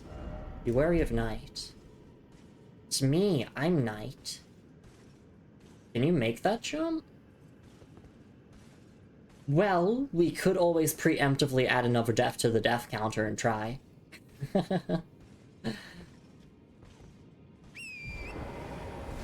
I'm fucking going for it. It's just that easy. Ilfra Aqueduct. Didn't expect jumping off. I was told precious item ahead, so... Missionary's Cookbook 5. And another golden centipede. Wait a minute. Centipedes? The curse mark of death. Centipede. Wait a minute. Wait a minute. I gotta look at this again. Golden, desiccated remains of a centipede, material used for crafting items, kept as a fetish by Golden Order fundamentalists, especially the hunters of those who live in death. As such, they fare near churches and similar. Missionary's Cookbook 5. A record of crafting techniques left by a man who, unable to become a finger maiden, instead became a missionary and went forth to spread holy teachings. Acquire the knowledge to craft the following: Sacred Order Pot. Sacred Order Pot? Damn you, Sacred Order, I don't need that anymore. Oh, that's a Crucible Knight, hey.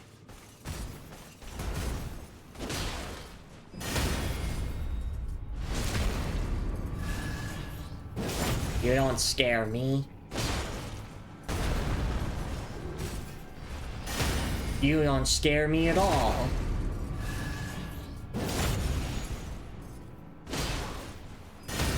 Remember Black Knights and Dark Souls? This is them now. Feel old yet?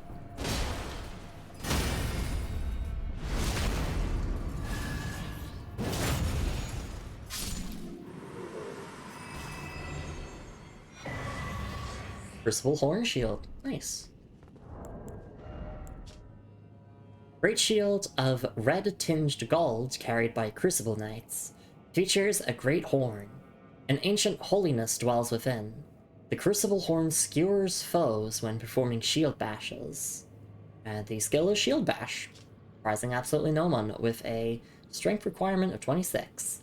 Whoa, thank you so much for raiding in Soulcat. I really do appreciate it. Hope you're doing alright, and hope you had a wonderful time with your own stream. Let me get you the shout-out that you deserve. And also welcome in Royal Bunny. I presume that you guided the raiders here. I hope you had a lovely time with some Elden Ring Night Rain. If you're not following Swolecat already, then you can do so with the follow button at the top chat and also the link in chat. Thank you so much for trusting your community with me. Really, really do appreciate it. If you go to raid and run, if you go to raid and lurk, totally understandable. Make sure to prioritize your own self-care first and foremost, but thank you so much for dropping everyone off here. I really do appreciate it. I was doing a collab with Royal Bunny. Well, I hope you defeated plenty of the Night Lords. Thank you so much for being here. Saw you were in Elden Ring. Felt like a great idea. Yeah! Thank you so much for raiding in once more.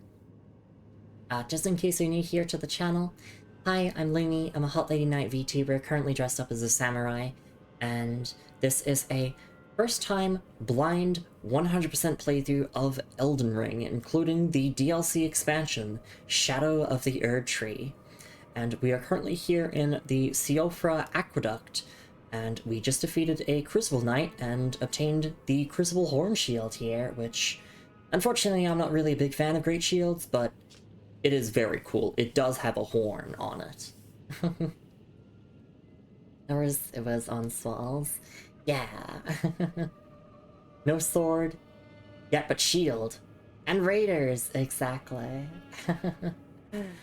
Crusader says the DLC cracks so many things wide open, literally things that weren't even known before it came out. Not only does it answer a few questions, it also opens up so many more.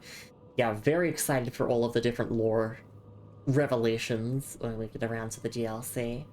Yeah, thank you so much for being here. We just read this item description here. I wonder, it does say an ancient holiness dwells within, but it doesn't actually inflict any holy damage. That's a scam. Would have been a cute little detail if it actually did do a slight amount of holy damage. This luminously chick is kind of bad. Yeah, exactly.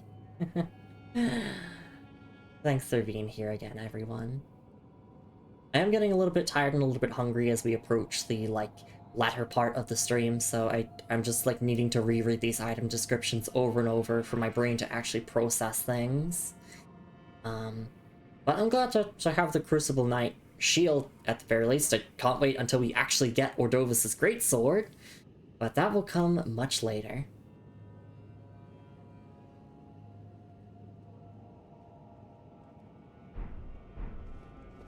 And thank you so much for the lurk, Bunny. Really do appreciate it.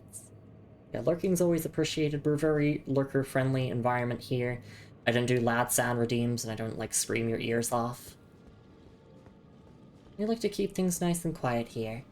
So, perfect to leave on in the background if you want to do that, but if you'd rather be doing something else, then obviously go do that. Don't feel obligated to stick around just because of a raid. Another complaint about the Horn Shield. Can't take the Ash of War off. That when you have it equipped, it auto-selects using that Ash over the Sword's Ash. It sucks because the Sword Ash is cool. Exactly. Alright. I guess let's continue along this way. I do kind of want to see what's, along the cliffside, if I go along there. Because we did kind of skip exploring that and go straight to here. Where's the cliff? Yeah, let's just fast travel back to the aqueduct-facing cliffs, because I want to, travel along the cliffs a bit more, see if there's, an alternate entrance to the aqueduct. That's not that jump that I pulled off.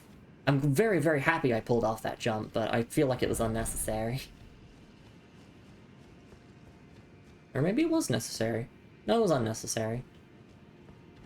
Where's the Tarnished? Really ruins my fun doing Crucible Knight cosplay. Understandable. Hey, Bo. Therefore, try ranged battle. Pickle ahead. Pickle wreck.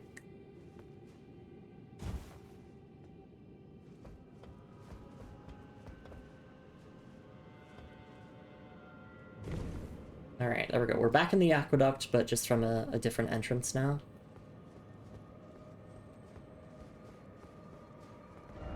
Where's the cliff? So we've already been all the way through here. I don't think we'll get all of Deep Root Depths done in the remainder of this stream, but we can definitely get started there at the very least.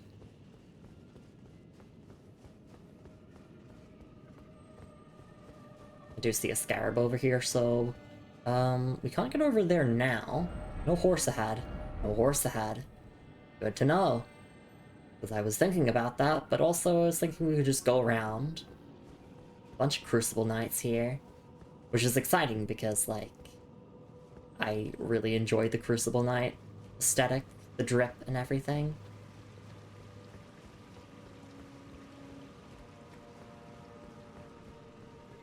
Just checking this room here, there's no loot. Alright. In which case, hey, come on. Come get your parry food.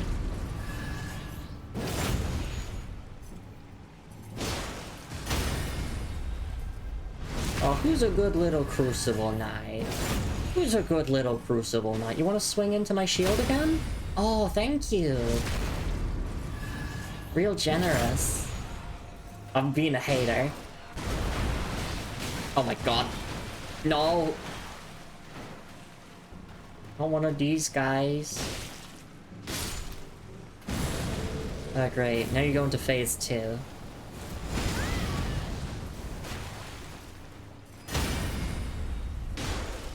And get the riposte there. That's fine, though. No attack? Yep, that gets the job done. We got a Slumber Smithing Stone 6 for it. Didn't expect weak foe. Why is it always weak foe? Exactly.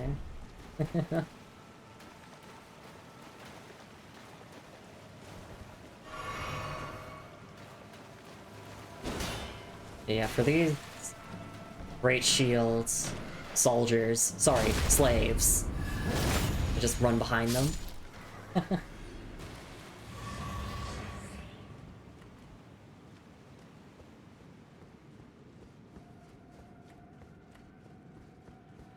Just a fun fact to make me laugh way harder than it should have when I found it about it. In the message system, the word pickle is categorized under concepts. That is pretty funny. The Badass Knight against Badass Knight. Badass Knight won! Oh my goodness, I knew the Badass Knight could win.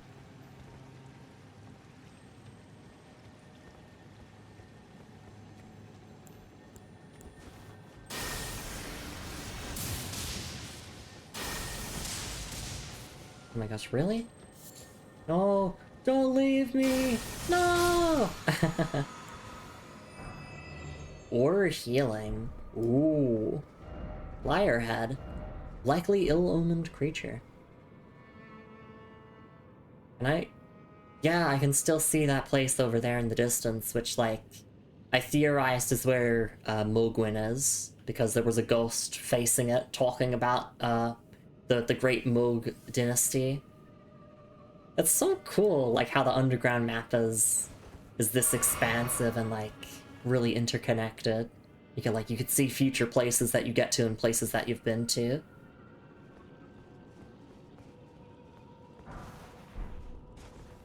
FromSoft have always been, like, masters of making places feel massive, even if they're not exactly, like, that large.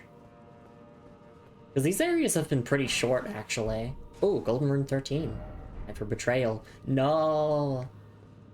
Yeah, the power of landmarks, exactly. Right, let's take a look at the 2 new items we have. A Golden Rune 13. Grace that dwells within the inhabitants of the lands between. The lingering residue of gold. Used to gain 10,000 runes. The grace of gold blessed those who were first to serve it with the most vivid coloration. Alright. And then Order Healing, which we can't use because it needs 11 intelligence. Yeah, unfortunately, Golden Order stuff needs intelligence, so I was never destined to truly be a Golden Order fundamentalist. Order Healing. One of the incantations of the Golden Order fundamentalists, used by hunters of those who live in death, alleviates death blight buildup.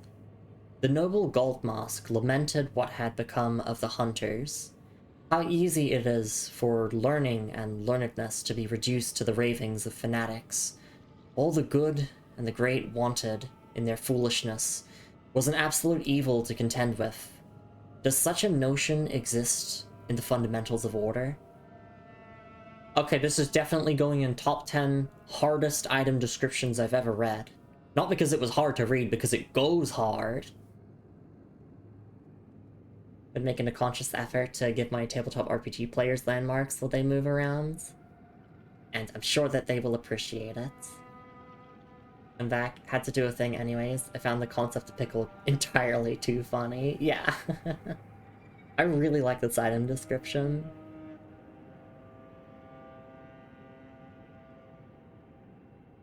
Yeah, learning and learnedness to be reduced to the ravings of fanatics. All the good and great wanted in their foolishness was an absolute evil to contend with. And Goldmask is questioning, like, should we truly persecute... Okay, Goldmask is based. Goldmask is absolutely based for questioning, like, should we really be hunting those who live in death? Shoutouts to Goldmask for not just being like, oh yeah, those who live in death have no rights. They should all be exterminated because they lie outside of order. Like, Goldmask in this item description is actually questioning why? Why are they doing this? Well, because a lot of, you know, like, persecution in life in general is built upon this concept of power, of needing to feel like you're better than this absolute evil. It's, you know, it's you against them, and you're putting them on the side of evil because it makes you feel powerful. It makes you feel like you're doing the right thing. Deep shit. Deep shit indeed. One of the best item descriptions I've read in this game, and I think Goldmask is even more based because of this.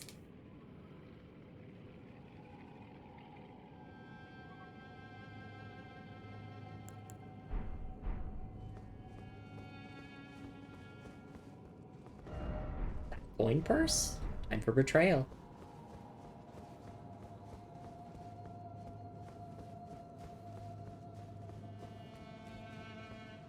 Just like some philosopher dude, staring way too deeply at a pickle and thinking about the concept of briny vegetables' existence. Really. The concept of pickle. Can't wait to get the pickle ending in Elden Ring. Ranni goes, "Look, Tarnished, I have transformed into a pickle. Don't you find that amusing, Tarnished?" Just, what is your purpose? It's safe. I don't want to be a pickle tomorrow. Take care, y'all. It's been lovely. Yeah, thanks for being here, V. We're gonna wrap up soon here ourselves. But thank you so much for stopping by. It's always appreciated. And for also making me question things in the lore and start pondering, yeah, why did they lock up the ringleader of the Black Knife Assassins? Precious item ahead. Okay.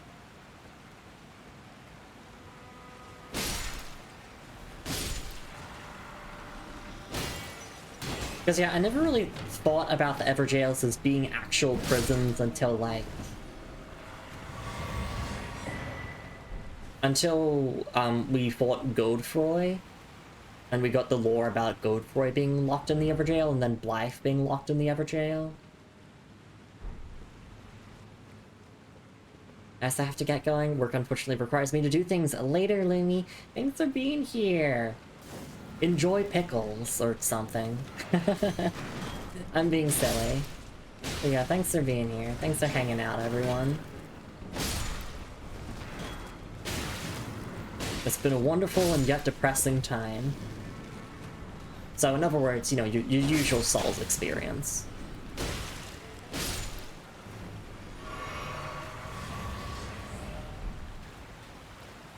There is a secret behind the video game waterfall, and I am glad for it. Smithing stone 4. Oh my goodness, that is the smithing stone that I needed. I can finally get my Nagakiba out of, like, plus 12 hell, whereas, like, stuck being unable to get to plus 12. We gotta do that before the end of the stream at the very least.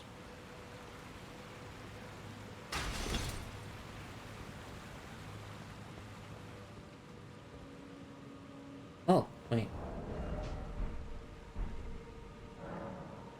Hand over the twinned armor set. Oh, this is Dee's brother.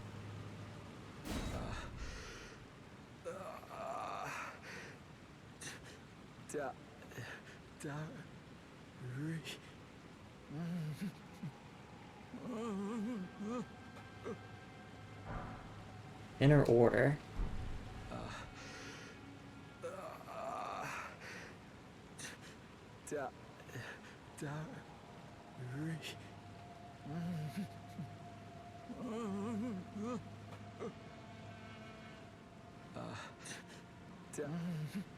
Alright. Well, we have inner order gesture now, which I think is really funny as a way to, like, point to the right. Okay, that's Dee's brother. I will check my notes here, because I have not referred to my questline notes much at all this stream, and I'll make sure I'm not, like, screwing anything up. So, let's see. Yes, I got the curse mark for Ronnie's questline. I did all that stuff. Let's see. Give him Dee's armor, reload the area. Okay. And then it says that you can summon Dee to help you with a boss, which is pretty nice. Alright, actually, sorry, just checking my notes again. There we go. I forgot to press enter on updating my notes. Oh, no, I messed up again. Hang on. Give it a second. Boop, boop, boop, boop, boop, boop. Boop, boop, boop, boop, boop, boop, boop, boop. Okay, there we go. I have updated my notes now. Perfect. I think I recognize this area.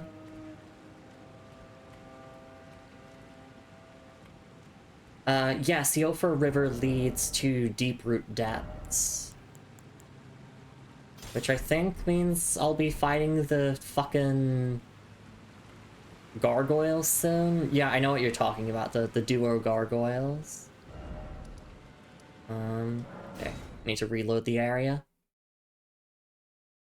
So, Dee's actual name is Dari, I'm presuming from that dialogue from his brother.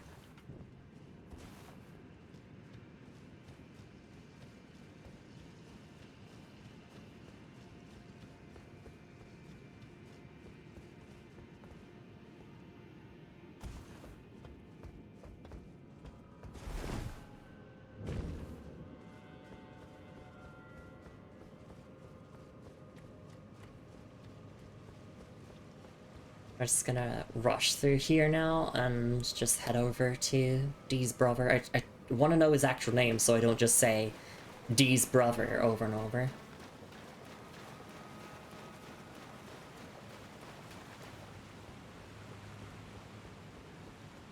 Let's see.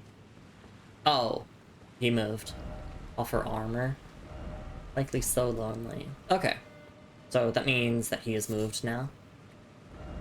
Range battle required head, and then if only I had an incantation. Suffering. Beware of boss Oldemore poison. D, beholder of death. Poison ahead. Yeah, I've seen this boss on Moon's stream. I'm gonna get fucking revenge for you here, Moon. Pack ahead.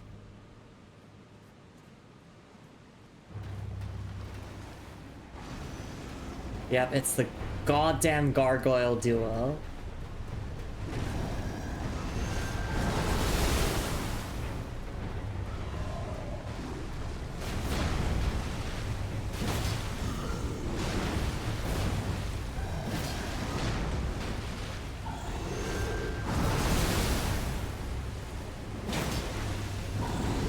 Right, and it has poison as well, like an AoE.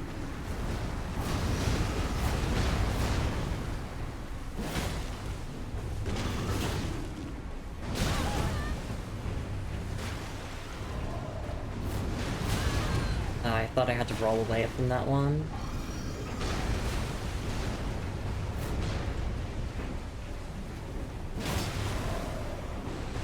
Yeah, because of that attack there. That's the one you have to roll away from.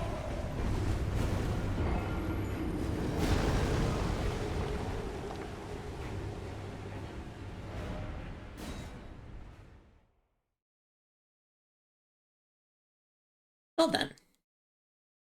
Yeah, so there's an alternate entrance to Deep Root Depths, I believe, but yeah, this is one of the main entrances.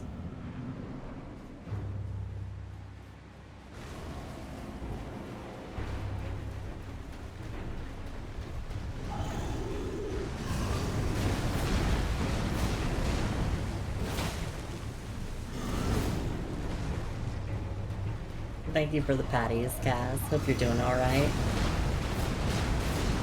Just get out charge heavies then.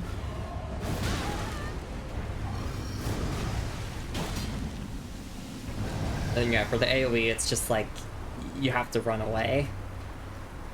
Otherwise you will get poisoned. Although you could use a talisman or armor to boost your immunity to it. That's always an option.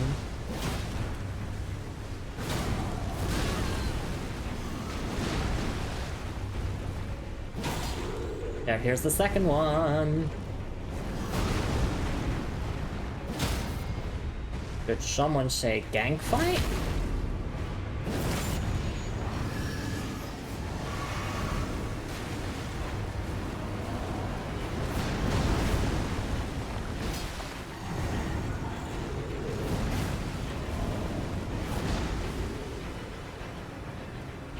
Alright, well, when it comes to gang fights, no lock-on required ahead.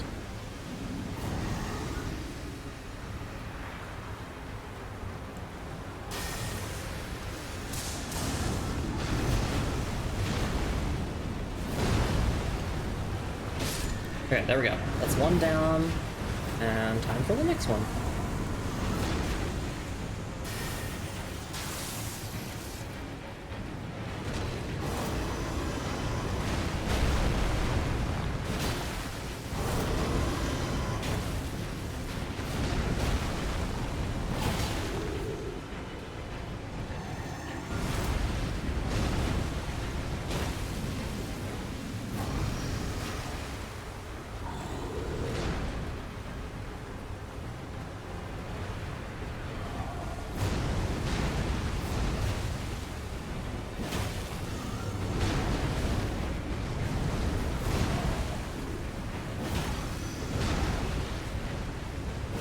Okay, don't get greedy here, because I'm out of stamina, so just do a light attack.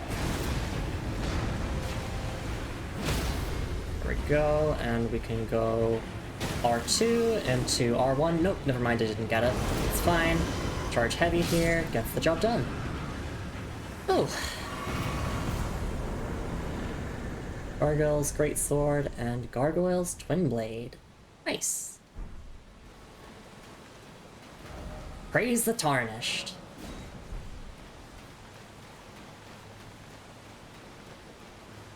Imagine this at nearly half your level of worse weapons, yeah.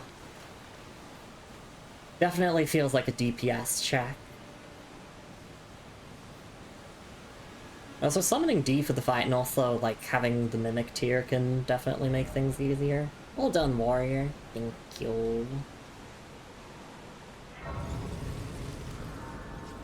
So we need to go and hop into that coffin next. But first we're going to look at these item descriptions. Gargoyle's Twin Blade. Bronze twin blade wielded by valiant gargoyles. Just like the wielder, the missing parts have been mended with corpse wax, the patchwork of champions. And the skill is Spinning Slash. We do have the stats to use this. It's mostly strength based. And Gargoyle's Greatsword. Bronze greatsword wielded by valiant gargoyles. Just like the wielder, the missing parts have been mended with corpse wax, a patchwork of champions. And the skill is Vacuum Slice, lost skill of ancient heroes. Hold the armament aloft to surround it with a shearing vacuum, then launch it forwards as a blade-like projectile. And also, yeah, still just, it's a great sword, primarily strength scaling at base. It's pretty cool. And so there's really not much lore here other than just mentions of corpse wax, which we have heard that multiple times before.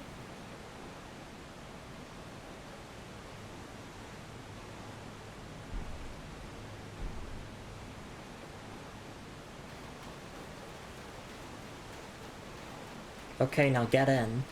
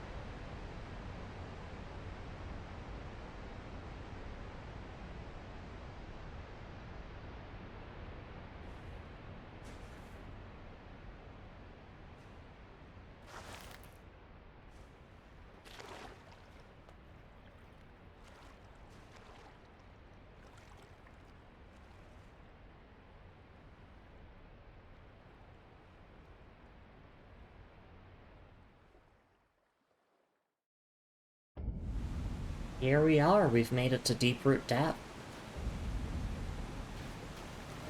Seek down? No.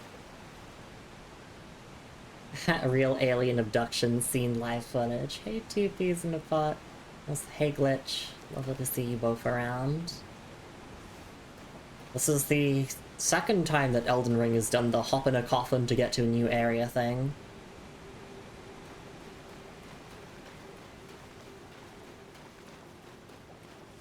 My goodness, look at this place. Always nice when you're gonna get home from work? Yeah! The Souls-like addiction is real, so these streams tend to be my longer ones.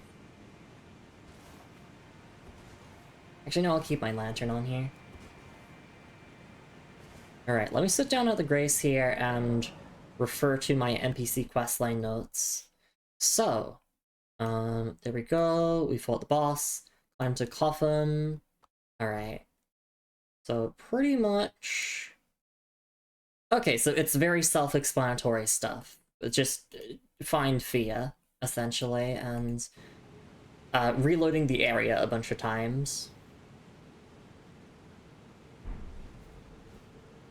I don't know if I want to do all of this area in this stream. I don't even have a map. Great Waterfall Cave. I hope there's a map here. If only I had a friend. Damn. Just like how all of our friends died in this stream. Oh, that's an Erdtree avatar.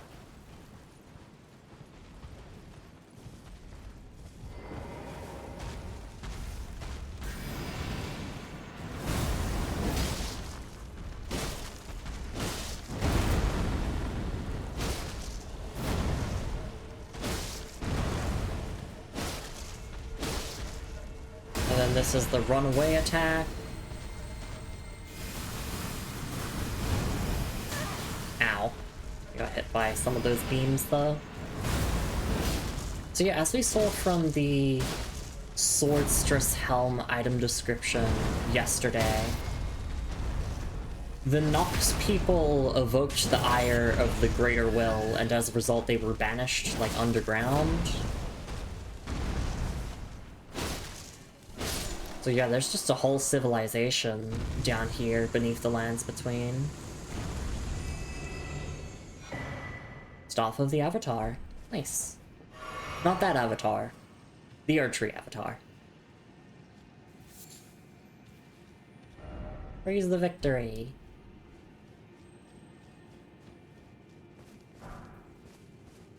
So we'll do some exploration, we'll check item descriptions in a little bit. Probably just not the right shifting earth, exactly. You worry of monster. Oh yeah, you are. Hi there.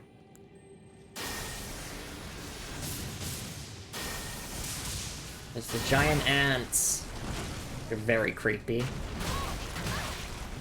But we do have this one's head as a shield. Oh god, there's another one.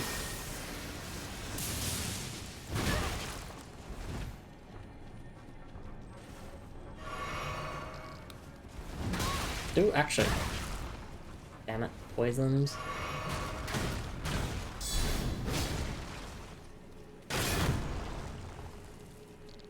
The only problem with swapping back to this shield is that it doesn't have full physical damage negation.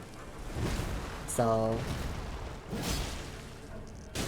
not as good for like doing guard counters, especially on like these physical damage foes. Yeah, not this area. Ah! Be wary of big insectoids. Alright. Flame cleanse me, please. Look at the stream for the next 1 to 2 hours. We're probably gonna be finishing up stream before 1 to 2 hours pause. I don't think I can finish this whole area in a single stream, so we'll have Deep Root Depths Part 2 next time.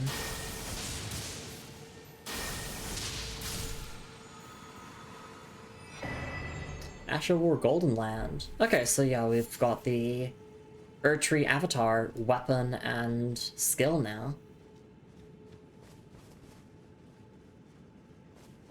And once we're done here in Deep Root Depths, we can finally go to Mount Gelmir, which is to the west of the Altus Plateau.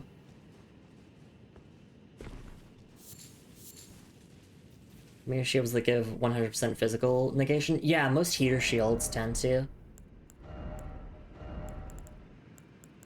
Like before we were using the Beast Crest heater shield to kind of fit with our Golden Order type cosplay. Actually, do I have a small shield that has... No, probably not. Kind of hoping I can just find a heater shield that like matches a little bit with my current armor, being Blythe set.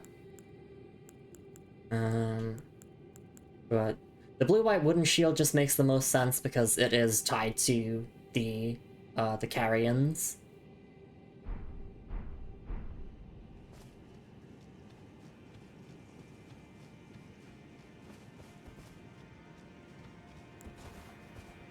Oh, I also have a Death Root I should probably go and give to the Beast Clergyman. I haven't done that.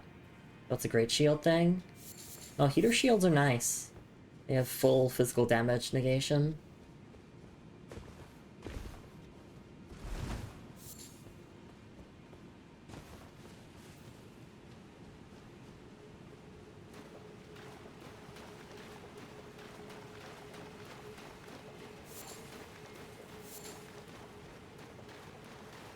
Really hope that there actually is a map for this section, because otherwise I can see myself getting lost here for ages.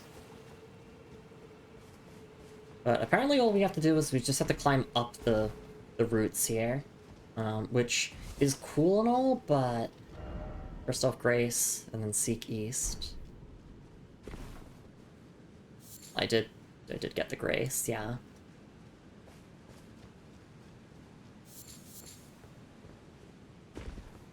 Right, because you can come here from, I think, somewhere else. I don't know where else you can get to here from. But yeah, there's like 2 entrances to this place. Richards specialize in higher guard stability, covering larger angles. Yeah. And they can't parry, so I don't like them. If it can't parry, I don't want it. Well, that's why I like medium shields, because it's like, you have a good balance of being able to actually block things and parry. Dead end ahead. Finish exploring, this map isn't that big. Okay.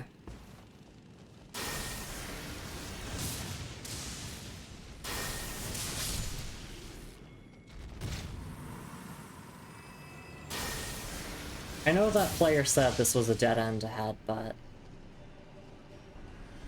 if there's even an item, then I'll take it. Stability is stamina loss when guarding, higher stability is better. Exactly.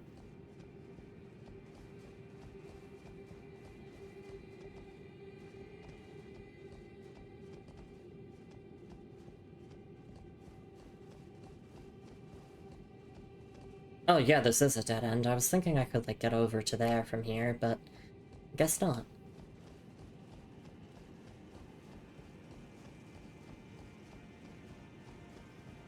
Oh yeah, I think instead of stability, it's called guard boost in this game. Let me double check. Yeah, it's called guard boost instead of stability now. But it was called stability in the Dark Souls trilogy. Yeah, it's the same thing.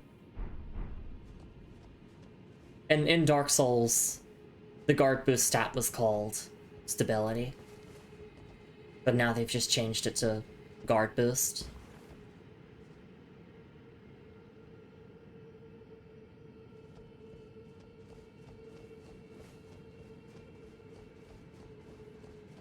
Alright, well, I guess since this is a dead end, we just wanna... I don't wanna go up just yet, I kinda just wanna explore the ground floor around here. Watch some guys wrecking shields while eating, I see. I'm old, yeah. Moon and I are like, we remember when shields had stability as a stat.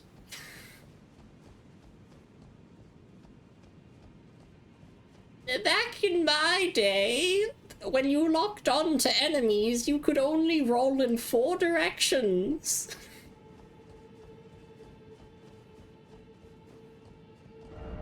No down ahead.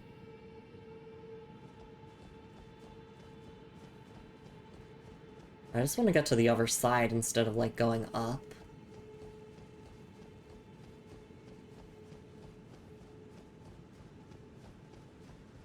And 10 out of 10 granny energy, thank you. I think of other, like, things from, like, the classic Souls era. For me, the classic Souls era is, like, Demon Souls, Dark Souls 1, and Dark Souls 2. And then, like, Bloodborne, Dark Souls 3, Sekiro, like, all of that onwards is, like, the modern era. Even though that's not technically true, because Dark Souls 3 is, like, turning 10 years old next year. Which isn't old enough to be a classic game, per se, but it's definitely not recent.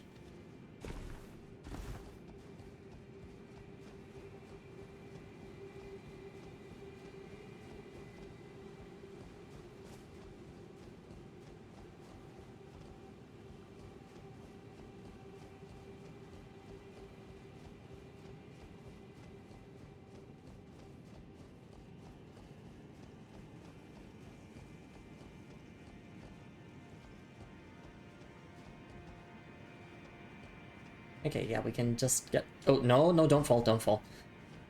Please, please. I've died enough from falling already. First off, lovable sword, but let there be message. Yeah, so apparently you have to go up to go and meet Fia. But I just want to explore, like, the ground floor area first. Can I tell you something about this area mechanic? Sure. By all means, go ahead. We're not gonna do any more questline stuff for the rest of the stream. We're just gonna, as I said, explore the, like, this base floor level, the ground floor. and see what we can find. I did it!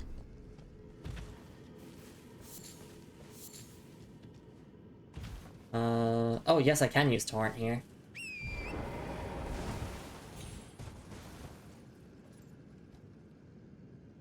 You could use the thing that you get instead of Honda Accord. Wait, what?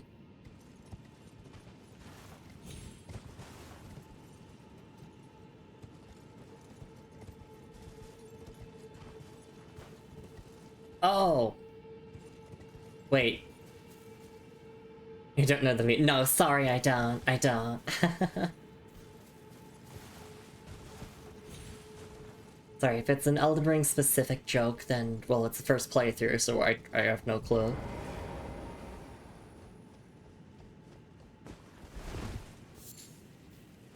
Oh, what? There's something dying over there.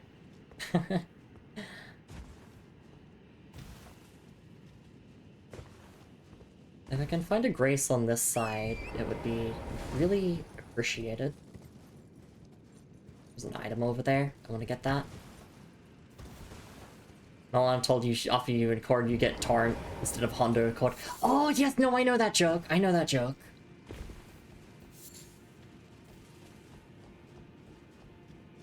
That was like all the rage when the game came out. I couldn't avoid like Elden Ring on social media. And I was like, why are people hyping up this game so much? Like, what's the deal with it? Because I hadn't played like a FromSoft game. I didn't know that it was a From Software game. I didn't know there was like, oh, it's like a brand new IP from the makers of Dark Souls. Be wary of Dead End. No horse ahead. Ah, Dead End.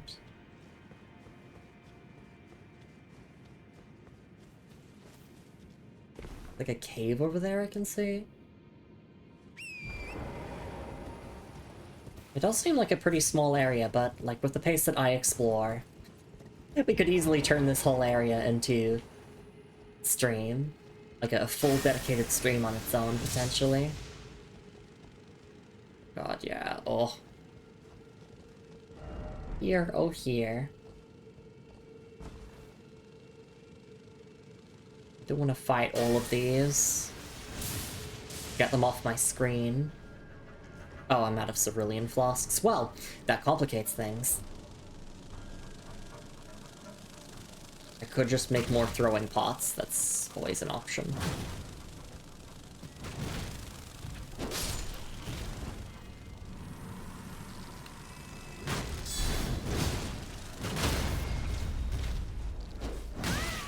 No. Oh. There we go. I got a riposte.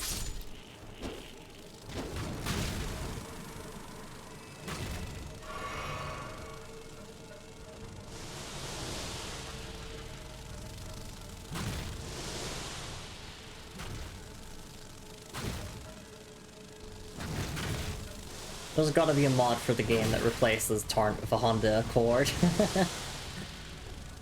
I'm gonna get on my not Honda Accord and just speed through here. Yeah, it's a lot easier to hit them when you're on a mount. You have like a bit more height.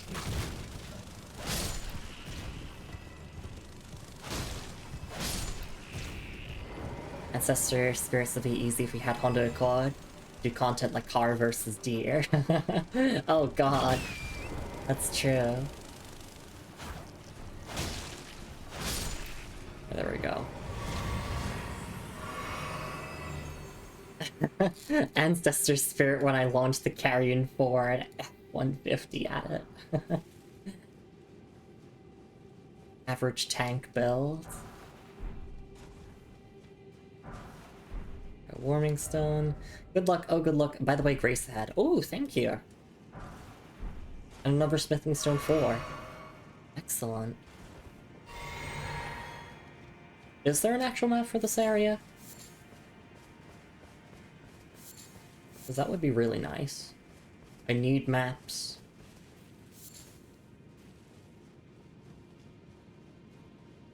Yes? Okay.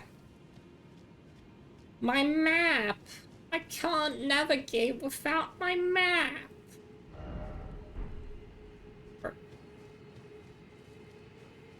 I was promised a grace ahead, so I'm just gonna travel along this way and... Oh, it's a finger reader. Rat! Treasure chest! Look carefully. Often ahead.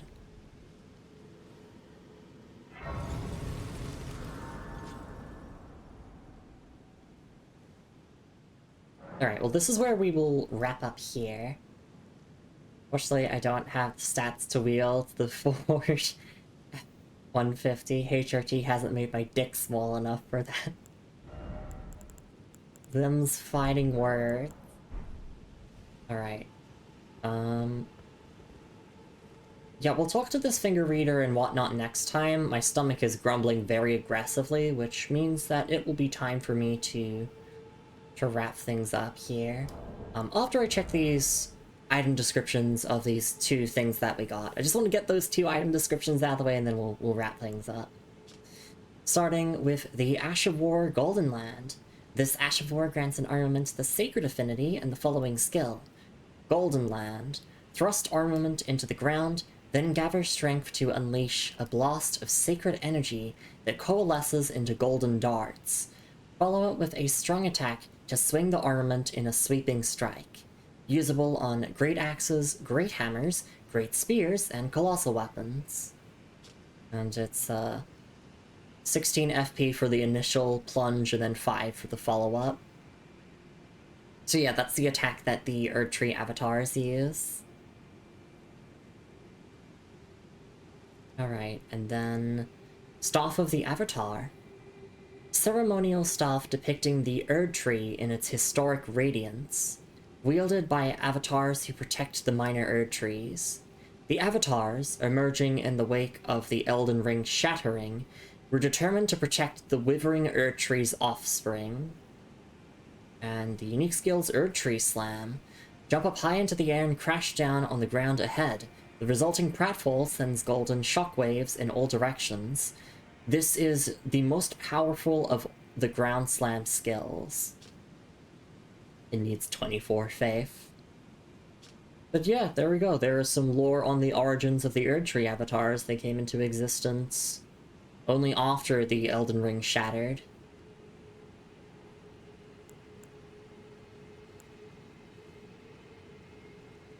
Alright. Yeah, I'm really, really hungry, so we're gonna get things all wrapped up here. 108 hours of playtime, we're here in Deep Root Depths. I'd say we made quite a bit of progress. Alright, let me put my controller down, let me wheel my chair in nice and close, and let me check my Steam. I got one Steam achievement for this stream. Defeated Valiant Gargoyles, which only 40.4% of players have that achievement. Either because they didn't fight them, or they didn't get that far. Thank you for the stream, Lumi. Thank you for being here, Lumi. It's lovely to see you around. I should say, yes, thank you everyone for being here. It's always appreciated. Thank you for the head pats. Ah! Thank you so much for being here, everyone. I hope you all had a great time with the Elden Ring stream. We went through a little bit of depression there. Unfortunately, Blythe and Iggy are no longer with us, but we will honor their memories, and we will keep fighting in their honor. And, yeah, we did a bunch of questline stuff, and we'll be back with more Deep Root Depths next time.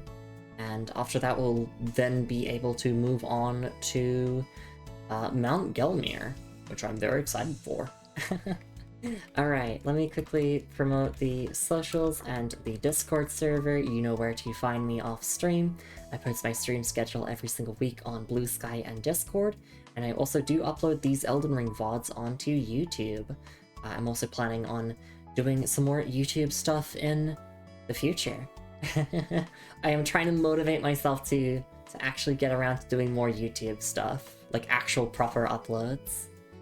Thanks for the stream. Thanks for being here, Shark. Alright. let me try to thank everyone who came by the stream, and then we will find someone to raid off into. First and foremost, thank you so much for all the offline follows. Thank you so much for being here, Sharks Are Tasty. Thanks for being here, Telv. Thanks for being here, Melissa and Moon. Thanks for being here, Looney Ravenwitch. Thank you so much for being here, Friendly Crusader and Swallcat. Thank you so much for the raid as well, Swallcat. Thanks for being here, Royal Bunny. Thank you so much for being here, Kaz. Thank you so much for being here, V. I gotta keep scrolling because there's so many people I want to thank. Let me see if I can catch a couple of other names. But obviously, wherever you were here for a minute, an hour, the whole stream, you're just lurking or watching the VOD. Hope you had a lovely time. Right, 2 peed in the pot. Sorry. Yes, I just got down to the bottom of my chat window. And Glitch. Thank you as well. Alright, yeah, let's find someone to raid off into. Normally I talk about what I'm doing for the rest of the week, but you already know what I'm doing. More Monster Hunter Rise tomorrow with my partner, Moon, so please look forward to that. We are continuing through the Sunbreak story, and probably getting to fight one of the 3 lords. Okay, let's get this raid up and going, which I want to raid into... I want to raid into Marketshin, who at the moment is playing Hollow Knight. Not Hollow Knight Silksong, just Hollow Knight. Moon made a lot of gear, so you're ready to absolutely charge through Master Rank then. See the results on Discord? Okay. Let's get that raid up and going for Marky. So yes, Marky is replaying the original Hollow Knight, doing a Steel Soul 112% completion run, and then he is going to play Silksong on stream, which he has 100%ed off stream, and that'll be that. Thank you for the lurk again, Royal Bunny, and thank you for being here. Alright, let's get that raid up and going. Hang on, if I don't typo. There we go. Alright. Please have a lovely morning, afternoon, evening, wherever you're on the world, everyone. Make sure to stretch and hydrate plenty, as I did throughout the stream. Take your meds in case you've forgotten. Please enjoy your weekends, or, you know, whenever you're watching this VOD. Enjoy your week/weekend whenever you're watching this. And the moral of this stream is, fuck the 2 fingers, I guess. Fuck the Greater Will, fuck the 2 fingers. We don't really like them that much, to be honest. They kind of suck. Overthrow authority. Be progressive. Trans rights. All cops are bastards. The usual stuff. Anyway, I will see you all tomorrow for Monster Hunter Rise with Moon. If somehow things don't work out, then we'll be doing a different game instead. The 2 fingers, I'll fuck are yours when they're in me. So true, so true. I think that's the perfect note to end on. So I will see you all tomorrow, and I'll see you all next week for more Elden Ring. I'm really excited to continue this game, but until then, let's go raid into Marky and wish him the best of luck with the Hollow Knight, which, yes, I actually do owe you all a playthrough of Hollow Knight in the future, but not now. We're getting through Elden Ring. Alright, that's enough from me. Let's get this raid up and going, and I'll see you all next time. It's raid time, baby. Oh yeah. Bye-bye.